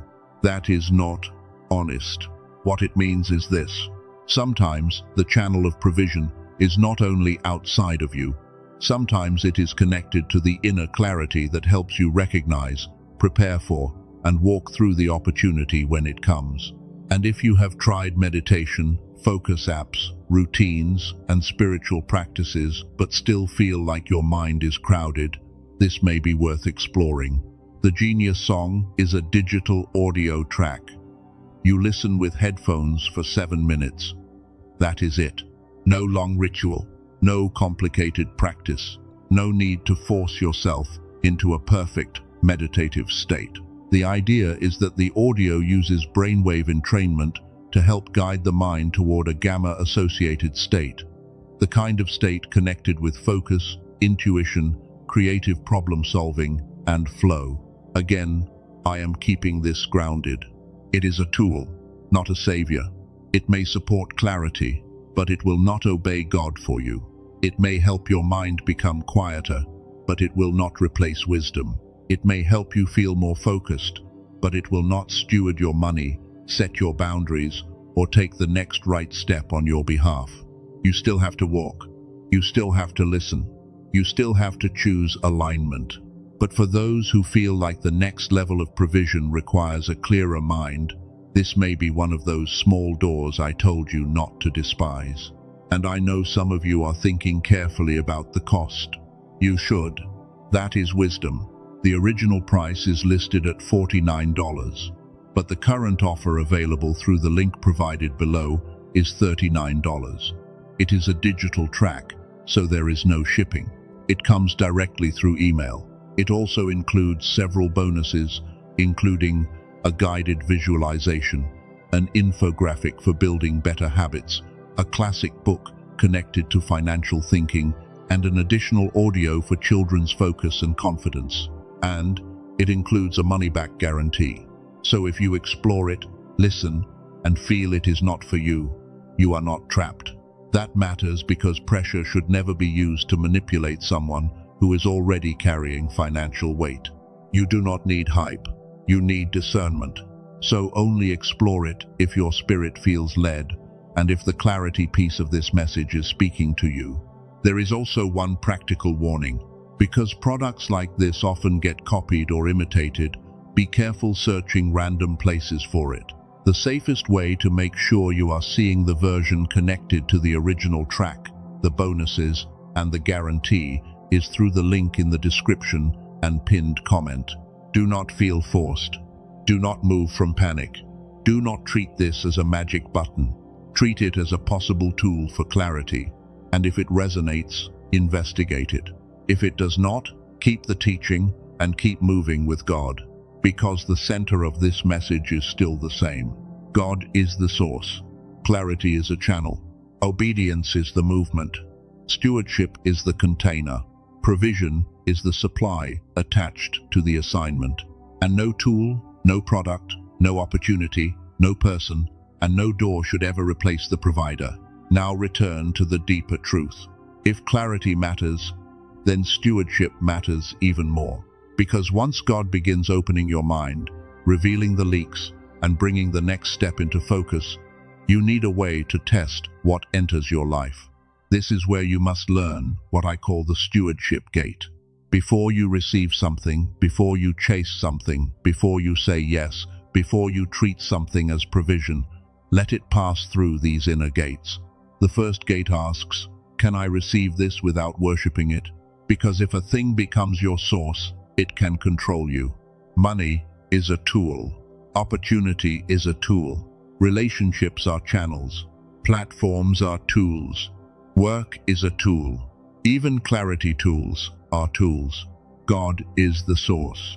If receiving something makes you forget the source, that thing may be more dangerous than it looks. The second gate asks, can I use this without wasting it? This is where honesty comes in. Not shame, honesty. If God sends more money, will it be directed or will it disappear into the same old emotional patterns? If God sends more time, will it become focused or will it be swallowed by distraction? If God sends a connection, will you honor it or mishandle it? If God sends an idea, will you nurture it or abandon it when it requires structure? If God sends peace, will you protect it or keep handing it to people who treat your soul like a public space? The third gate asks, can I multiply this without losing my peace? Because provision is not only meant to be consumed. Some of it is meant to grow. Some of it is meant to build. Some of it is meant to serve. Some of it is meant to become seed. Some of it is meant to become structure. Some of it is meant to become a door for someone else. But if multiplication costs your peace because you are trying to prove something, then the motive needs healing. God is not asking you to build from panic. He is teaching you to build from alignment. The fourth gate asks, can this serve my assignment instead of my ego? This one will confront you, because not everything you want is evil, but some things are mixed. Some desires are part purpose and part revenge, part calling and part image, part obedience and part insecurity, part vision and part comparison. You do not need to be afraid of that.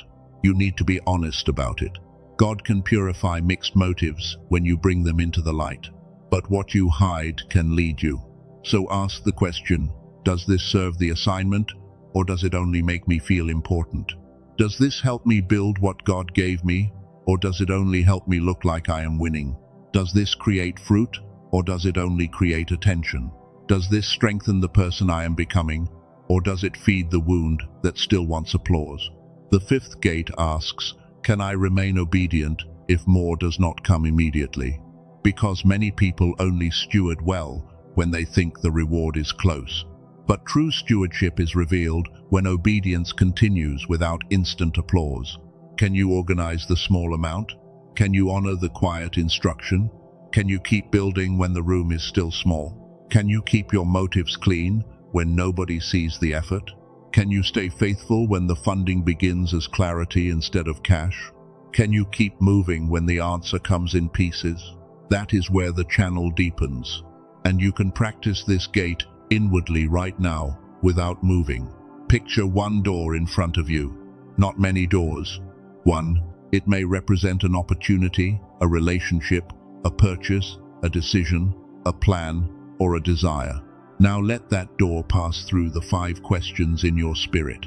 Can I receive this without worshipping it? Can I use this without wasting it? Can I multiply this without losing peace? Can this serve my assignment instead of my ego? Can I remain obedient if more does not come immediately? Do not force an answer. Let the questions reveal the weight. Sometimes the peace will remain. Sometimes the excitement will fade, and you will realize it was only pressure. Sometimes the door will still stand, but your reason for wanting it will change. Sometimes God will not close the door. He will purify the motive before you enter. That is stewardship. And this is how you stop calling every open door provision. You learn to discern, because the funded life is not a reckless life. It is a discerning life. It is not a greedy life. It is a purposeful life. It is not a panicked life. It is a surrendered life. It is not a life that worships money. It is a life that uses money, time, focus, gifts, relationships, wisdom, and opportunity as tools for the assignment God has placed inside it. Now you can see why the blocks had to be addressed. Unworthiness would have made you reject what God sends. Control would have made you demand a route that fear understands. Forcing would have made you enter doors that peace did not approve. Success terror would have made you run from the very life you prayed for. Lack of clarity would have made you miss the instruction. Poor stewardship would have made the flow leak out again. But now the channel is being named. And what can be named can be healed. What can be revealed can be surrendered. What can be surrendered can be transformed. What can be transformed can become a clean place for provision to move. Chosen one, this is not the end of the message. This is the turning point. Because once the blocks are brought into the light, the next question is identity. Who are you becoming as the funding line opens? Not just what are you receiving. Who are you becoming? Because God is not only interested in getting provision into your hands, He is interested in forming the hands that will hold it. He is interested in forming the mind that will direct it. He is interested in forming the heart that will not worship it. He is interested in forming the voice that will speak truth with it. He is interested in forming the builder, the steward, the cycle breaker, the warrior, the one who can carry increase without being carried away by it. That is why the next movement matters. Because the greatest revelation is not simply that God is funding your life. The greater revelation is that your life becomes funded when your life becomes aligned. And your life becomes aligned when your identity stops agreeing with survival and starts agreeing with assignment. The channel has been examined. The blocks have been named. The small door has been honored. The clarity key has been placed before those who feel led. The stewardship gate has been opened. Now the question is no longer only, God, what will you send? The question becomes, God, who are you making me as you send it? Because the provision is not only coming to you, it is meant to move through you. And the final part is where you stop seeing yourself as someone begging for rescue and begin seeing yourself as someone being commissioned to carry the flow. To carry the flow. That is the shift. You are not just the one waiting for rescue. You are not just the one praying for a door. You are not just the one asking heaven to prove that you have not been forgotten. You are being commissioned to carry the flow. And that word matters.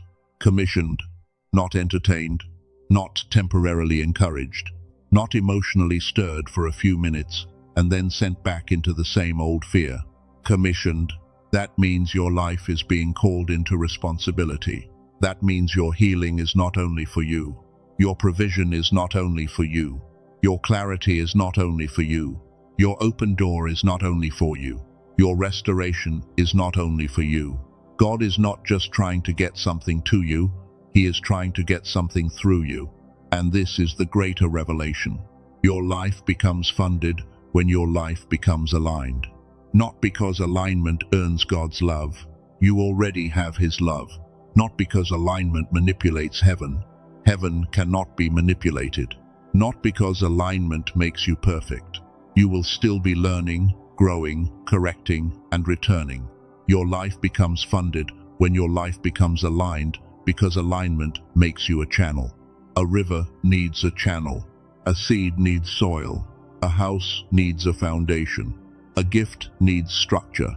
A calling needs obedience. A blessing needs stewardship. And the more your life agrees with what God is building, the more your life becomes able to carry what God is sending. This is why the funding line is not just above you.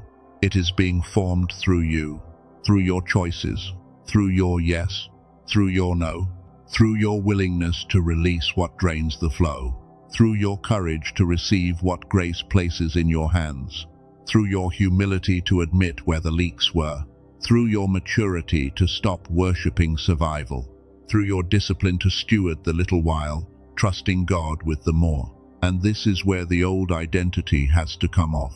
Because the version of you that only knew how to survive cannot lead the version of you that is being called to build. Honor the survivor. Do not hate that version of yourself. That version carried you through nights when you did not know how you would keep going. That version learned how to keep breathing under pressure. That version protected you when you did not have the language for what you were carrying. That version made it through disappointment, rejection, delay, financial weight, loneliness, betrayal, confusion, and silence. So do not curse the survivor, but do not crown the survivor either. Survival was a bridge. It was not the throne. It got you here, but it cannot govern the funded life. Because survival will always ask, what if there is not enough? Stewardship asks, what has God placed in my hands, and how do I use it with wisdom? Survival will always ask, who might leave me if I grow? Assignment asks, who is aligned with where God is taking me? Survival will always ask, how do I avoid pain? Purpose asks, how do I obey God without letting pain become my master? Survival will always ask, how do I stay safe? Faith asks, how do I move with God? This is the identity shift. You are not only someone who survived lack, you are becoming a steward of provision. You are not only someone who endured closed doors, you are becoming someone who can recognize the right door. You are not only someone who carried pressure, you are becoming someone who can carry responsibility with peace. You are not only someone who waited, you are becoming someone who knows what to do when the waiting season turns. You are not only someone who prayed for supply, you are becoming someone through whom supply can move with purpose. That is why you must see yourself differently now. Not arrogantly, clearly. You are the builder, not because everything is already built, but because God has placed structure in your spirit. A builder does not need applause to begin. A builder does not wait until every person understands the blueprint. A builder can look at an empty place and see what obedience can create there. A builder knows that foundations are hidden, but hidden does not mean unimportant. A builder understands that small daily choices become walls, rooms, doors, tables, places of safety, places of service, places where others can be fed. And chosen one, God is making you a builder. That means your time matters, your focus matters, your habits matter, your private discipline matters, your attention matters, your ability to return after distraction matters, your willingness to keep building when the room is quiet matters. Do not despise the slow work. Do not despise the foundation. Do not despise the season where the only visible thing is your obedience. Heaven sees foundations, and God can fund what is being built in truth. You are the steward, not someone who worships money, not someone who fears money, not someone who lets money define whether God is near. A steward understands that provision is a tool. A steward receives with gratitude. A steward organizes with wisdom. A steward spends with awareness. A steward gives without needing applause. A steward saves without fear. A steward invests without greed. A steward asks, what is this for? Not only, how much is this? A steward asks, does this serve the assignment? Does this protect peace? Does this build stability? Does this multiply purpose? Does this honor the source? That is who you are becoming. Not a desperate person chasing rescue. A steward carrying supply. And that identity must settle into you, because if you still see yourself as someone who is always one step away from collapse, you will keep making decisions from fear, even when provision arrives. God is not only changing what comes into your hands, He is changing how your hands hold it. You are the cycle breaker. This is not only about your bank account. This is about patterns. The pattern of always being in survival. The pattern of fearing stability. The pattern of undercharging your gifts. The pattern of giving away your strength to people who never stewarded your heart. The pattern of calling chaos normal. The pattern of believing that money must always come with stress. The pattern of feeling guilty when you receive. The pattern of waiting for permission from people who benefit from your delay. The pattern of thinking lack is more spiritual than stewardship. You are not here to repeat every pattern you inherited. You are not here to worship the same ceiling that limited the people before you. You are not here to pass down fear as if it were wisdom. You are not here to call instability your personality. God can use you to break the agreement with survival, not by pretending money does not matter, not by chasing wealth as an idol, but by letting God heal your relationship with provision, by letting God teach you how to receive without guilt, by letting God teach you how to build without panic, by letting God teach you how to hold more without becoming hard, by letting God teach you how to leave lack without despising the people who are still learning. You are the voice. You may not see yourself that way yet, but there is language inside you that someone else needs. There is truth inside you that came from pressure. There is wisdom inside you that did not come cheaply. There is a testimony being formed in the very place you thought was only pain. One day, someone will need the words that God is giving you now. Someone will need to hear that provision is not only money. Someone will need to hear that a closed door can be protection. Someone will need to hear that delay is not always denial. Someone will need to hear that receiving is not selfish when it is surrendered to God.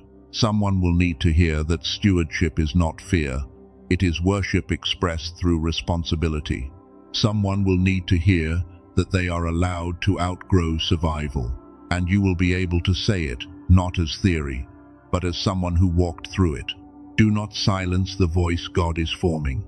You do not have to shout. You do not have to perform. You do not have to force yourself into visibility before the time. But do not keep agreeing with the lie that your life has nothing to say.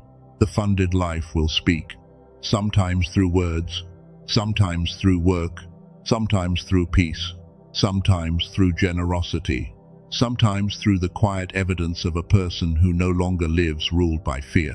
You are the spiritual warrior, not because you are always strong, not because you never cry, not because you never feel pressure, not because you never wonder how everything will work.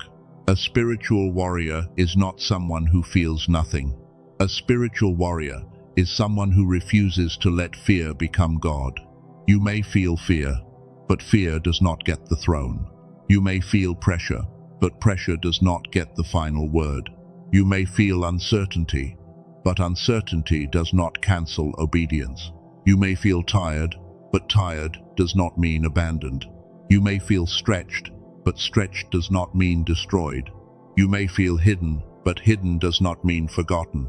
This is the warrior in you, the one who can hold ground, the one who can wait without surrendering identity, the one who can receive without worshipping the gift, the one who can build without needing constant applause, the one who can walk through a small door because God said a river was behind it.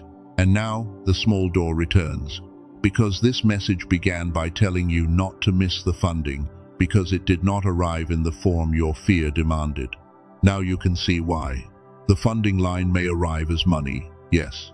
God can provide financially. He can send the job. He can send the client. He can send the contract. He can send the opportunity. He can send the person. He can send the unexpected relief. He can send the open door. He can shift a situation faster than your mind can explain.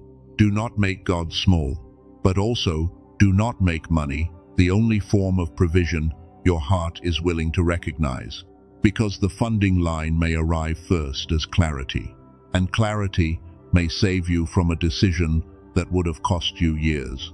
The funding line may arrive first as a boundary, and that boundary may protect the energy needed to build your next season. The funding line may arrive first as a skill, and that skill may become the stream that grows into a river. The funding line may arrive first as a closed door, and that closed door may protect you from attaching your future to the wrong table. The funding line may arrive first as a small opportunity, and that small opportunity may become a divine connection. The funding line may arrive first as a quiet instruction, and that quiet instruction may become the hinge on which a whole new season turns. Do not despise the small door. Do not despise the small amount. Do not despise the small beginning. Do not despise the small act of obedience. Do not despise the small seed of order. Do not despise the small moment of clarity. Do not despise the small piece that keeps returning to the same step. A river can hide behind what the impatient person ignores, and this is why the next practice matters. Again, you do not need to move your body. You do not need to write anything down right now. You do not need to close your eyes, especially if you are driving or doing something that needs your attention. Just let your imagination become a sanctuary for a moment. Picture yourself standing before a door. This door does not have the word money written on it. It does not have the word fame written on it. It does not have the word revenge written on it. It does not have the word approval written on it. It has one word written across it: assignment. This is the door God is funding, not the image, not the ego, not the old need to prove that everyone was wrong. The assignment. Now picture your hands. In one hand, you are holding old fear. Fear of not having enough. Fear of being seen. Fear of receiving and losing it. Fear of people changing when your life changes. Fear of failing if God gives you more. Fear of succeeding and not knowing who you are anymore. In the other hand, you are holding old guilt. Guilt for wanting stability. Guilt for needing support. Guilt for setting boundaries. Guilt for outgrowing places that once felt familiar. Guilt for becoming someone people cannot control the same way anymore. Now do not fight those fears. Do not shame them. Do not pretend they are not there. Just see them. And in your spirit, let both hands open. Not to throw your past away with hatred, but to stop letting your past hold the keys. Now imagine God placing one small key in your open hand. Not a pile of answers, not a full map, not every detail of the future. One key. On that key is written one word: obedience. Because the funded life opens through obedient alignment. Not panic, not performance, not manipulation, not desperation. Obedient alignment. Now picture that key entering the door of assignment. You do not need to force the door.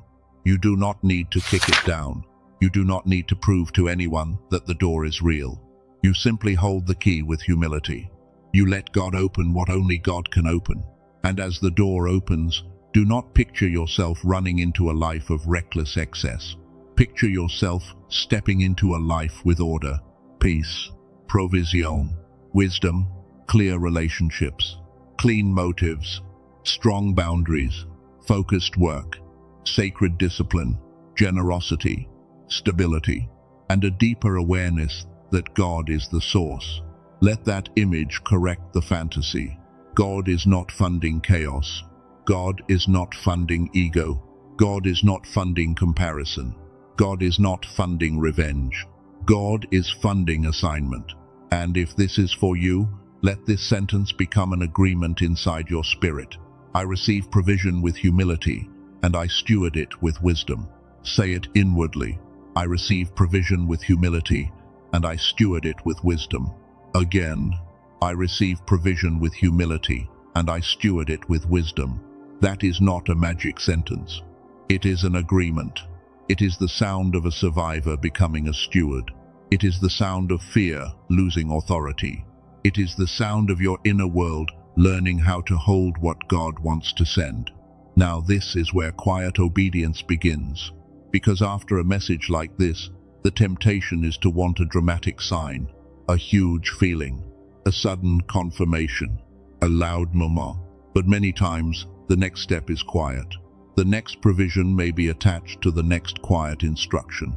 This is what I call the quiet obedience rule. When God gives you the next honest step, obey it before you demand the next dramatic sign.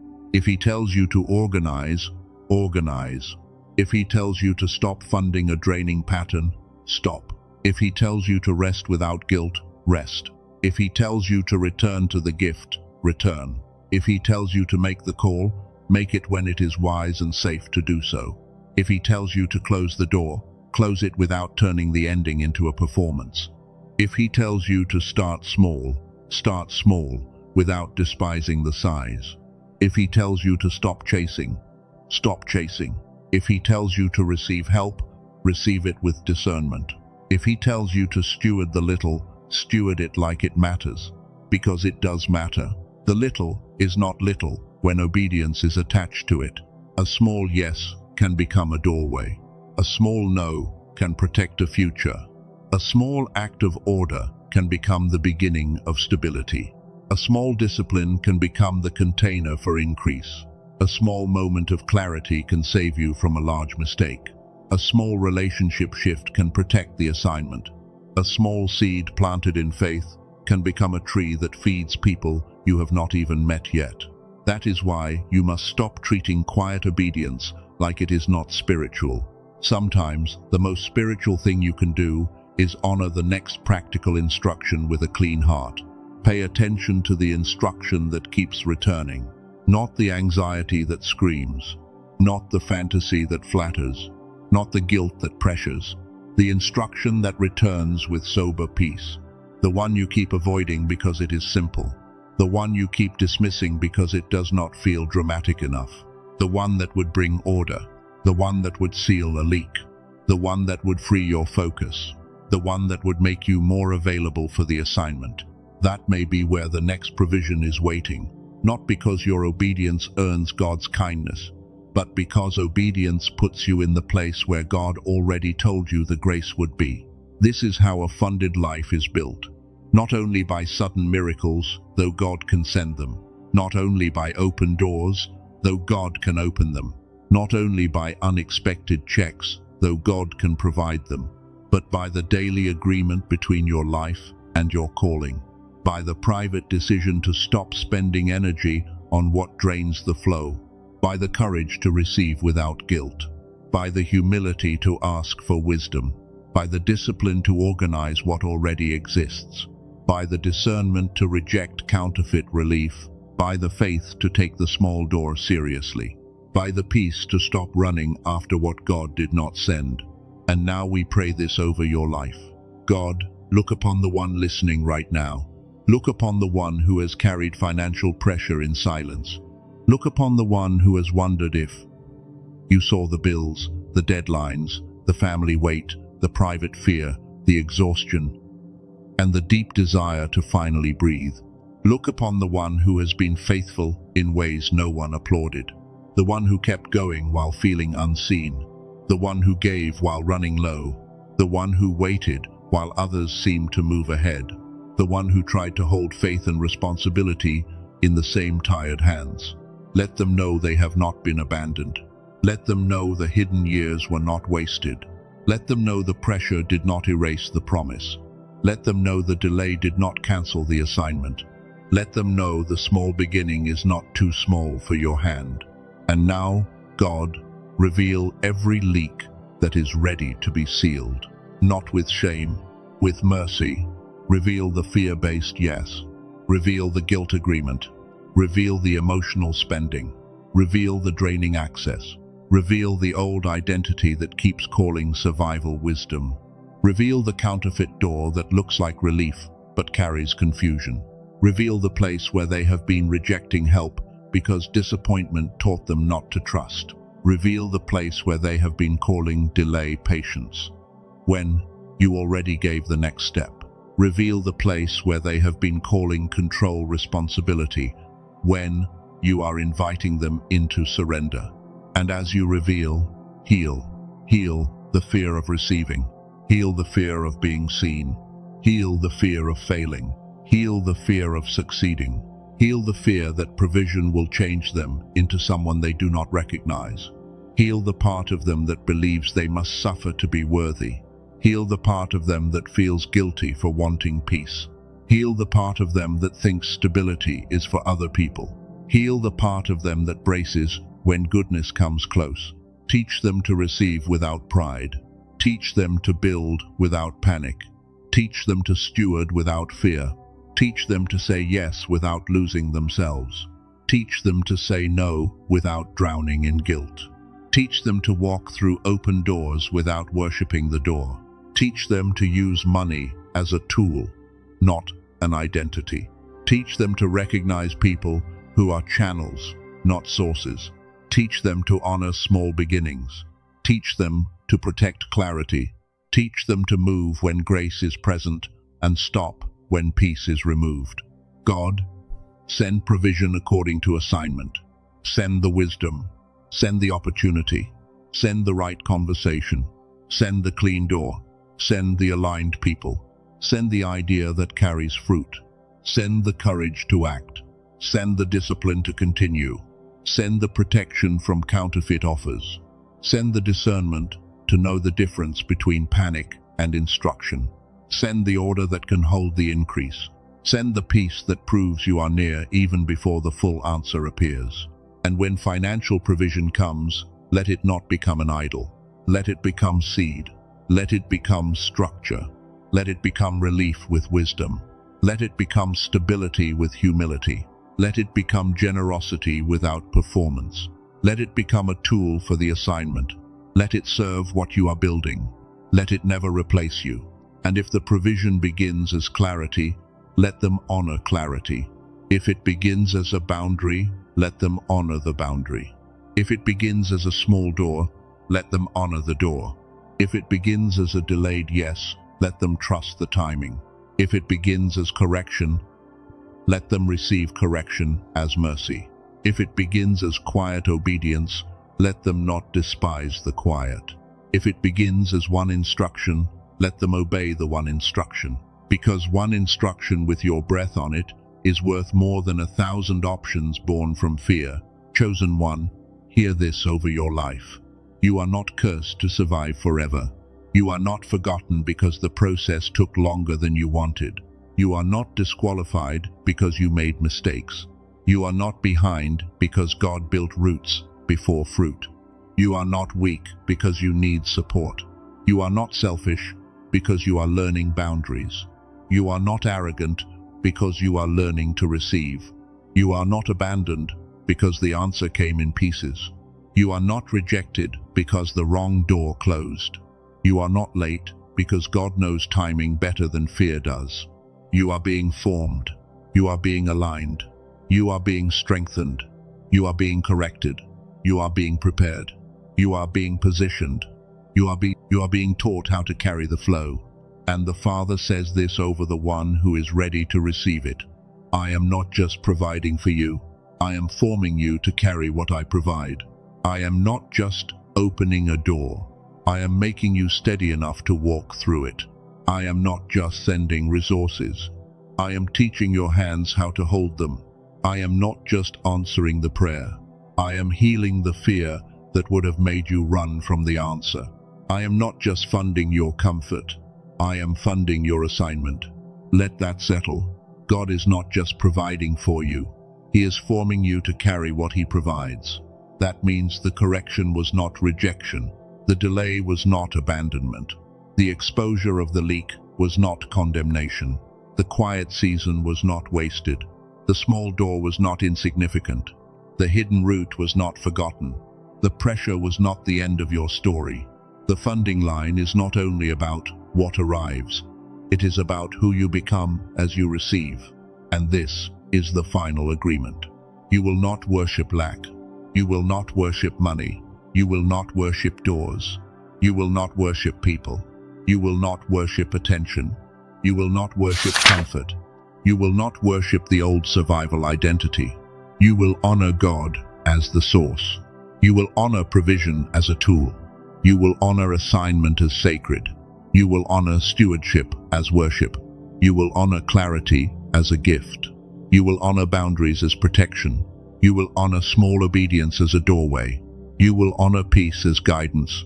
You will honor the season God is bringing you into, even if it begins smaller than your fear expected.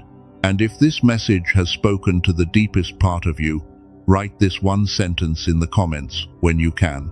I will steward the flow, not as performance, not as pressure, as agreement. I will steward the flow.